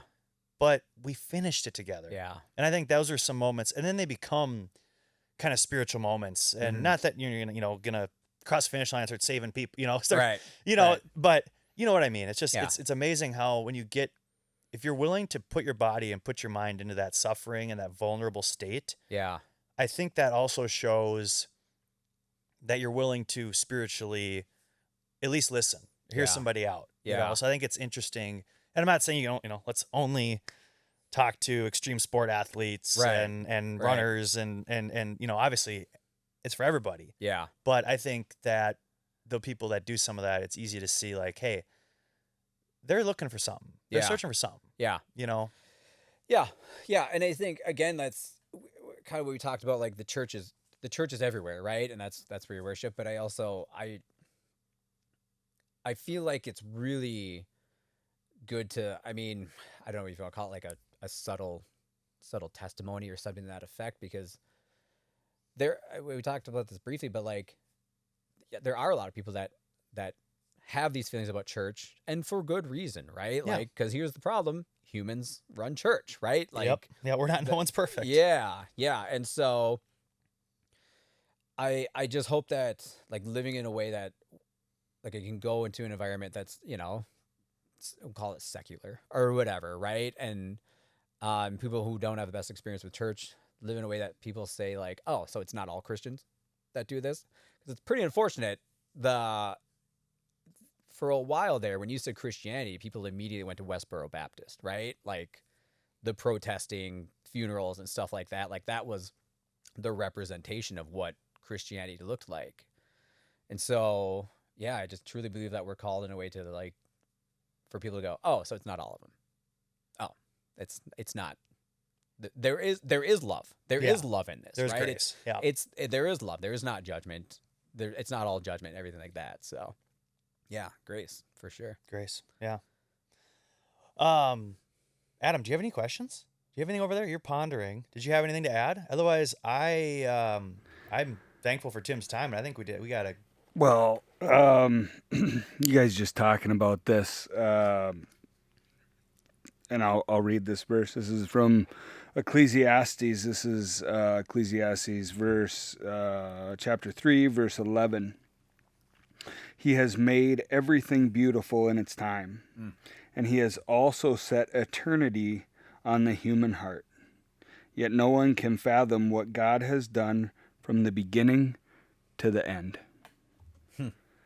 And I don't know. It's interesting. We talk about recovery, and we talk about your story, Tim, and the places that you're going. How God works in your life, and how we're working through some of the questions that we have in church and faith, and God wrote it on the human heart, this sense of eternity. And so when we have these questions and we don't know where to go, and we're talking about, like, that's what a Christian is, or that's not what it is, and you go, well, what is this? Yeah.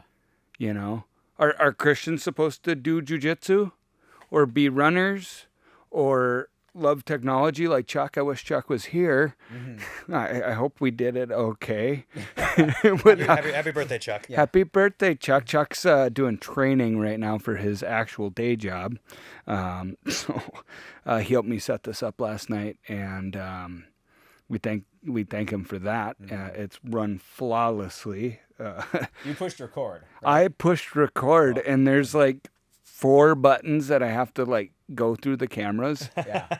And that's it. So there you go. Yeah. No, I think it's interesting too, and it relates to the testimony. And we touched on it earlier. I can't remember if early in the conversation or else us 3 before we started with the Psalm 18. We said a prayer through that, and the thing that I mentioned it popped out is how God towards the end of Psalm 18, he says, God took my darkness and turned it into light. And I think that's amazing, listening to your story about and the darkness and how he turned that into light. Now you are like a subject matter expert, whether you needed to be that much of an expert or not. Yeah. But you are. Yeah. And now you're taking that and you want to use that light and show that light to other kids or other people, just in general, I think is I say like, wow, okay, this Psalm 18, this makes total sense. Yeah. So That's a pretty perfect one. Yeah. I think that's pretty interesting. Yep. Well, and I prayed about that this morning, guys. Like, and I think that needs to be said. Psalm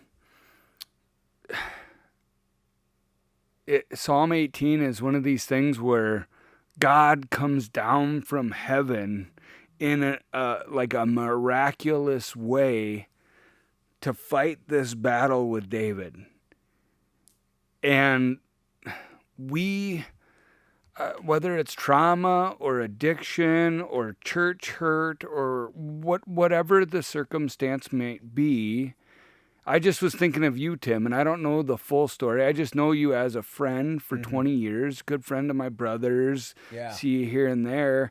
And to go like, God came down from heaven to get you in a miraculous way. Yeah. And then part of that Psalm 18 is this salvation and this strength that God gives you. It's almost an undeserving strength. Yeah. Oh, very much so. Oh, absolutely. You know what Yeah. I'm saying? Yeah. Like, and how much do we feel like this salvation? We've talked about it in this podcast. We've talked about it in my episode. Like, are you saved? Well, this is Psalm 18 is one of these things where, and I know these guys, we're going to keep these prayers private between us. But in that, it was literally like God came down, salvation came. Yeah. Here's the turn. And in that, it is the salvation of Christ. And it's pointed right at, like, in my brain, and maybe I don't think this is blasphemous, but the physical nature of God being Jesus Christ. Can you imagine, like, Jesus Christ coming down from heaven and having this battle and fighting these spiritual battles with David in a physical, spiritual, mental way? And today we don't look at these things as that. We think of things as logic and you know, in life, and you go like, your journey in that, this 15 years of addiction in and out of it, like, and here came God. Yeah. And the sky broke. Yeah. And the foundations of the mountains shook because you were that far down. And to go, I know we started talking about a trip to Africa. Yeah. But Yeah. Yeah. he gave you the strength to be in that place, and you are deserving of it. Yeah. Well, and I think, I mean, you talk about the mountain shook and everything, and I think if anything that I would like people to get is like, just genuinely reach out. Like what I mean, if that's prayer, that's what it was for me. But I even think about like Gethsemane, Jesus brought people with him, right? So it might be, I need to reach out to this person because maybe I'm not quite ready to have that conversation with God, or maybe I don't know how to. Like, I think it's just it's okay to ask these questions. It's okay to say, I'm not doing well. And I hope that's, if anybody can take anything, it's just like, just talk to someone. Yeah. I don't even know who that would be, right? Like, I don't know everybody's story, but like, even just sometimes just putting it out there really gets things spinning. And it might not be an immediate thing. Like I said, I mean, I messaged that outreach pastor and just said, I'm struggling with cocaine and alcohol. Yeah. And that was like the first domino, I like to think of, right? And so, yeah, just that reaching out can be so powerful. Yeah. No, that's huge. Thank you, Tim. Appreciate that.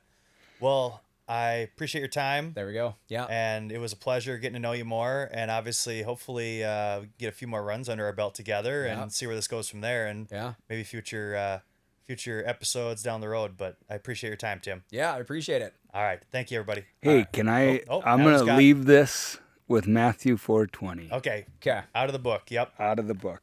At once they left their nets and followed him. Yeah. Bye, everybody. Bye.